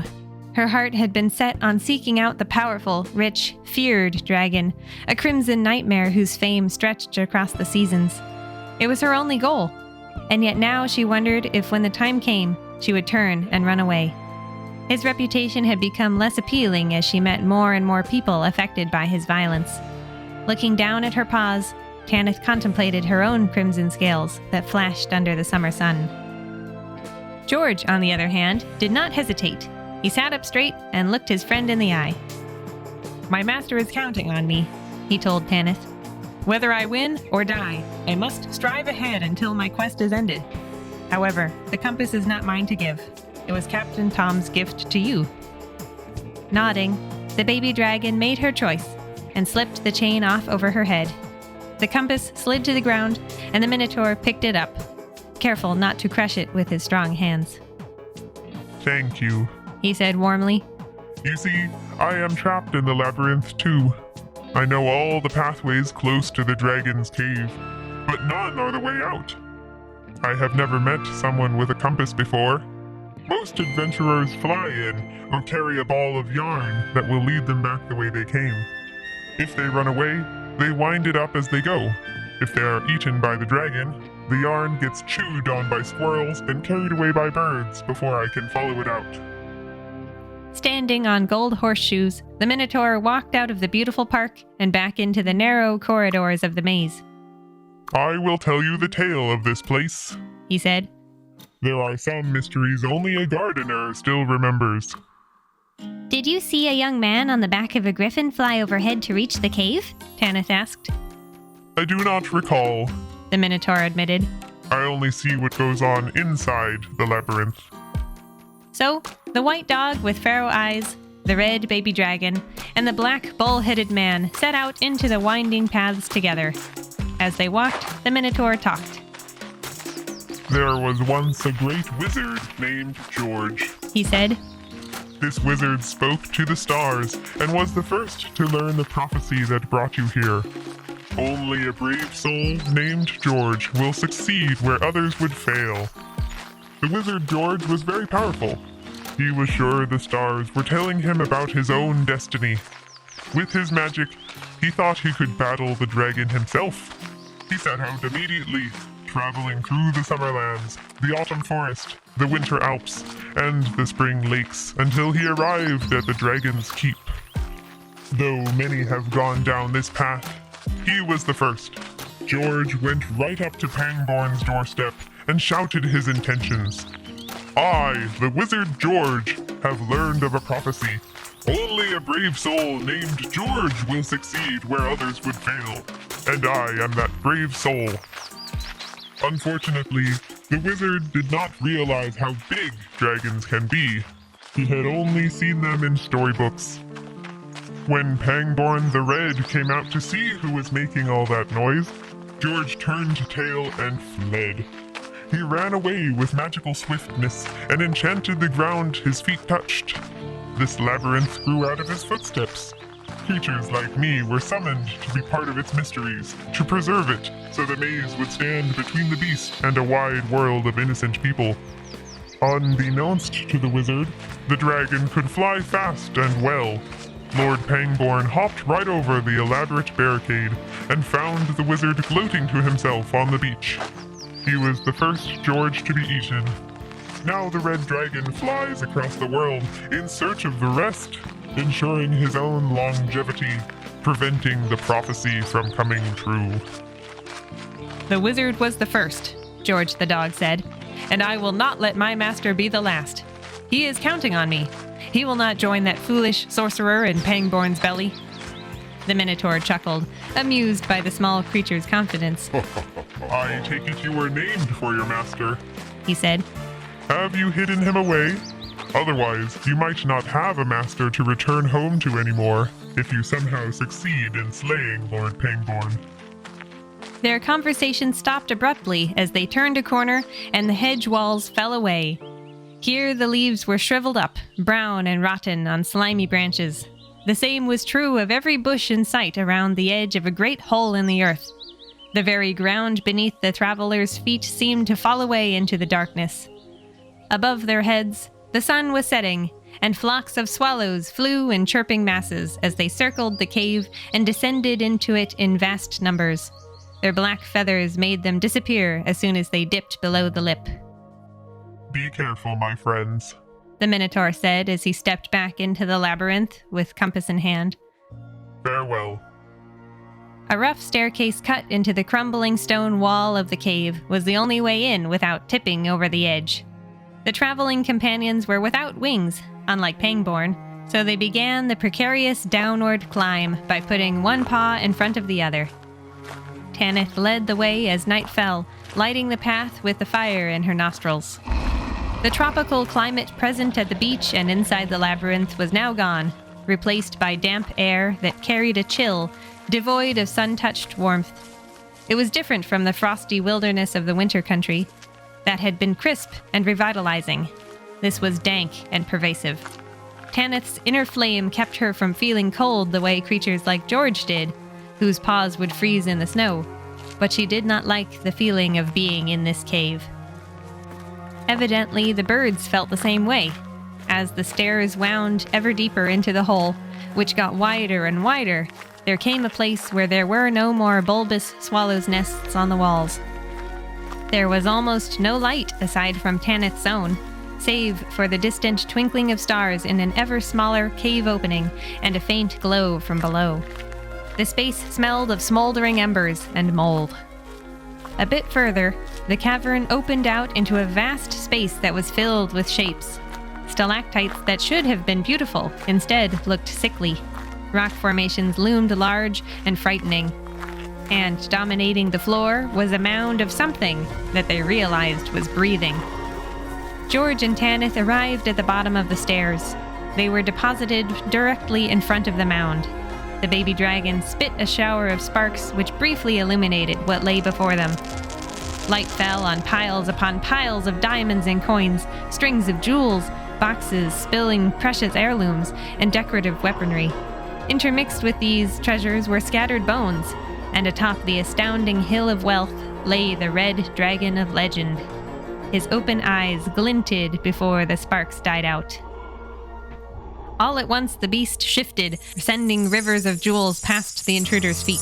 Pangborn lifted his head on his serpentine neck until both dog and Drake had to tip their heads back to see his face, which was now lit by the torch fire slipping out between his lips. He crossed his paws casually. He fluttered his wings into a better position against his back. The dragon was so massive that each of his visitors were the same size as one of his toes. My. Pangborn rumbled. The foul stench of his breath washed over them. Have two little snacks come to save me the trouble of catching them? Many years have passed since the last time this happened. George and Tanith glanced at each other. The baby Drake expected her friend to swiftly enact whatever plan he had been concocting, but the mutt did nothing. He looked at her expectantly, gulping down her fear, the quantity of which bewildered her. Tanith stepped forward. Lord Pangborn the Red, She shouted up at him. my name is Tanith. I am an orphan drake, not unlike yourself. I have come to seek your tutelage. Please, take me as your student and teach me your ways. The dragon drummed his talons against a treasure chest until the wood cracked. Though long and sharp, these claws were not clean. They were overgrown, dingy, and stained, just like Pangborn's scales were. His hygiene was so lacking that he looked dark as garnet stone, especially in the half-light provided by fire breathing. So different from the ruby color of Tanith's hide. I shall consider it. He said, uninterested. And what about you, little dust bunny? The dog stepped forward. Pangborn the Gobbler. He barked, loud and clear. My name is Geordie. I have come to ask you a question. Will you end your hunt for men of the prophecy and leave the good Georges of this world alone? At this, the dragon grinned wickedly. He did not notice Tanith's look of surprise. Never. He replied. I shall track down every last man named George until they are all gone. I shall never stop. Then no one shall ever name a baby George again. My fortune will then be secure, as will my life. His gaze shifted back to the baby drake. Perhaps you would like to assist me, little one. Pangborn said in a sickly sweet voice, as soft as his cavernous belly could muster. Together, mentor and pupil, we could scour the countries for the single George who still evades me. Help me turn over every last house, claw open every last castle, and tear out every last tree until I find him and eat him. Then we can return here for days of meditation and study, and you can add that pretty unicorn horn to the hoard. Do you agree? Tanith stared into Pangborn's golden eyes. They were like a snake's, like Tanith's own, yet they contained a coldness that stabbed the drake's heart. All around her were meaningless possessions sinking into the mud and decay of this deep hole in the ground. Only a few insects and worms lived down here. Even bats avoided this place. When she imagined a powerful dragon's lair, it had been very different, and she did not want to live buried here in this sad cave. I can lead the two of you to the last George, the dog said before Tanith could answer. Will you then leave everyone else alone? Them, their livestock, and their purses? Again, Pangborn smiled unpleasantly. I never shall, He promised. but free of worry, I might sleep a bit longer between hunting trips. Tell me where the last George is, and we will find out together.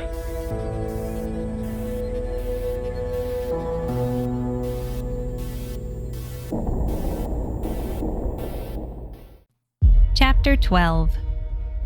The dog and the baby drake stayed in the dark, damp cave until morning, saying nothing to each other.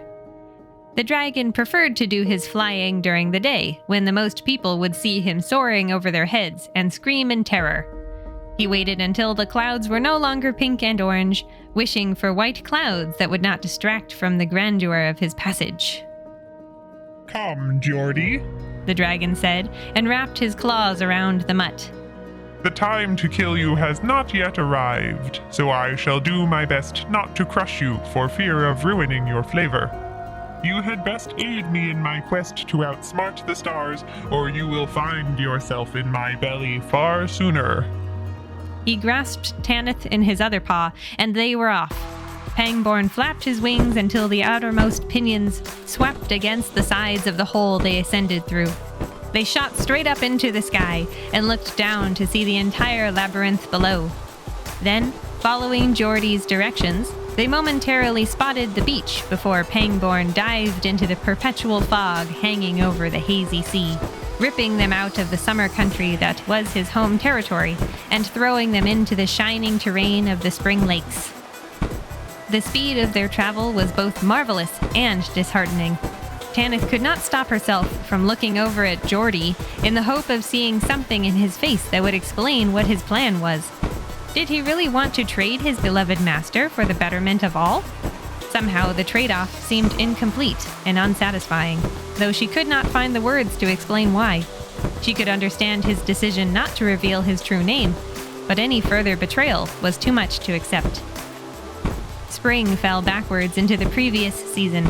Soggy trees lost their leaves, only to be replaced by evergreens against a backdrop of mountains covered in pure white snow. Tanith drank in the sight of the winter Alps, and shortly after, the trees shifted again from lush needles to foliage, this time in a myriad of warm colors that signified their arrival in the autumn forest. All the while, Geordie, the dog, was completely expressionless, offering only cheerful directions to their winged transporter. Tanith looked down at herself and realized that without setting foot in any of the other countries, she did not change color. She was still redder than Pangborn. Just as they were about to cross the border into the Summerlands, Geordie woofed, and Pangborn dropped out of the sky into a wide forest clearing. His feet hit the grass with a thud that shook all the neighboring trees, startling deer, rabbits, and blue jays in the process. Pangborn folded his wings away and opened his claws to reveal the two small creatures he carried. The dog and the drake jumped down into a pool of cottonwood fluff that made them sneeze. Now tell me, Geordie, The dragon demanded. where is he? Truth be told, the dog said, the last George is my master. He is quite a foolish man, and just before I set off to find you, he stepped into a fairy ring and disappeared. We will have to go deeper into the woods to retrieve my master before you can eat him. Very well. the dragon said, and his enormous size shrank by halves until he was only as big as an elephant. Take me to the fairy ring. Geordie led him down the cobblestone road that both he and the baby drake remembered well, having both come this way on their journeys that brought them together. This time, Tanith felt much less self-conscious personally, having met many good people who did not expect bad things from her just because she was a dragon, while also feeling embarrassed of the lumbering red giant she was traveling with. He was not the remarkable teacher and lord of his domain that she had longed to emulate. Instead, Pangborn was an old, imposing bully. The forest thickened until the trio walked in the shade of a close-knit canopy. Then Geordie showed them where to leave the road behind. It was obvious that Pangborn was still too large to fit between trees without ripping them out of the ground, so he shrank down to the size of a cow. He was just small enough to squeeze into the clearing with the circle of toadstools. Here it is, Geordie said. My master set foot in the ring, and the fairies took him away. We must convince them to release the man named George. Then you can eat him. Unlike humans, creatures like dogs and dragons can see fairies without much trouble. The three of them looked up to see the tiny beings watching them from behind leaves and twigs, or bouncing on the air around the toadstools. Grins played across their sharp little faces. A particularly bold one flitted over and alighted on Geordie's back to have a look at Pangborn the Red. Give me the man named George, demanded the dragon. The fairy tipped its head to one side, staring at him with its curious smile. You must give us something in return, it whispered in a voice that crawled across the traveler's skin. The trade must be fair. Pangborn snorted. I am very rich and powerful, he said dismissively. I can procure whatever it is you want in exchange for George. Again, that unsettling smile. Then you will not mind sharing half your pretty hoard with us?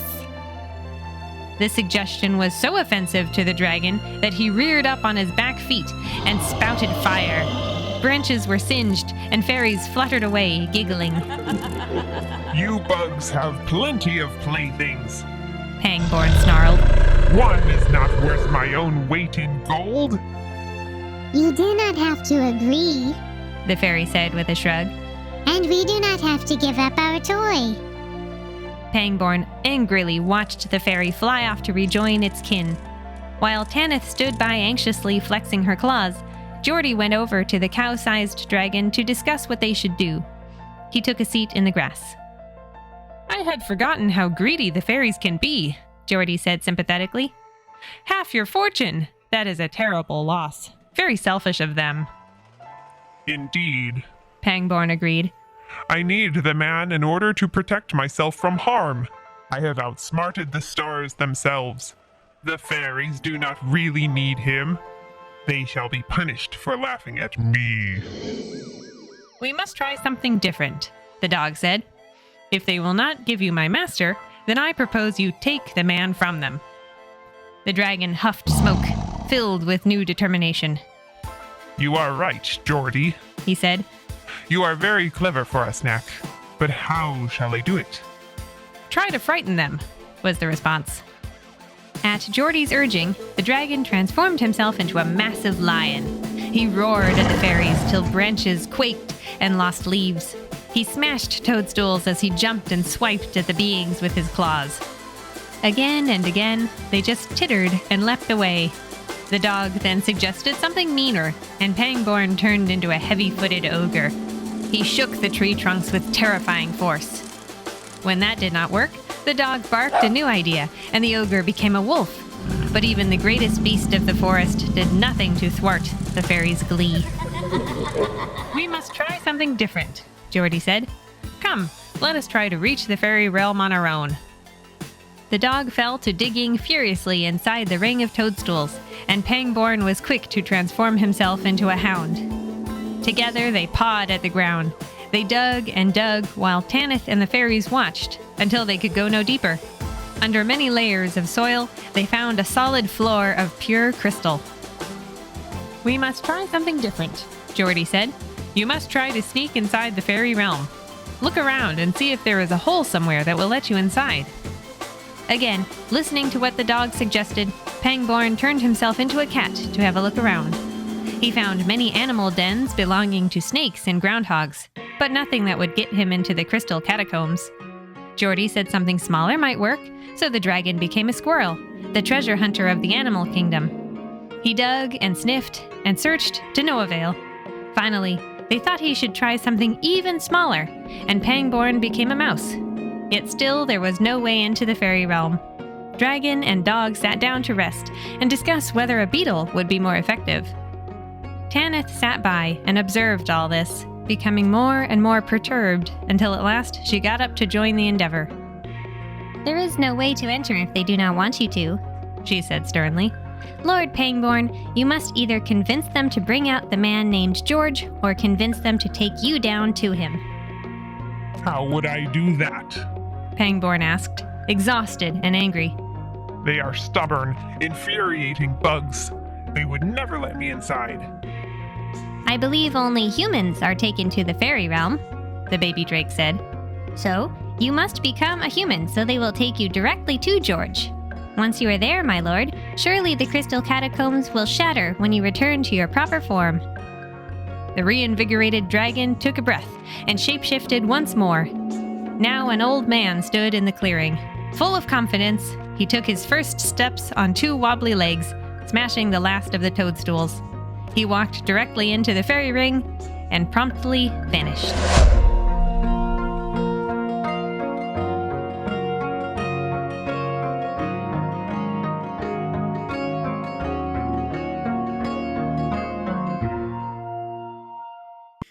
Chapter 13. Pangborn the Red did not realize just how powerful fairy magic is, especially inside their own home. Humans who find themselves transported to the fairy realm cannot leave on their own. Not even great wizards and sorceresses. They are overcome with enchantments beyond reckoning. If the dragon had known this, he would have understood that to enter the fairy ring as a man was to allow himself to be trapped in that form forever. It is unlikely anyone will ever come to help him, for he had no friends to miss him.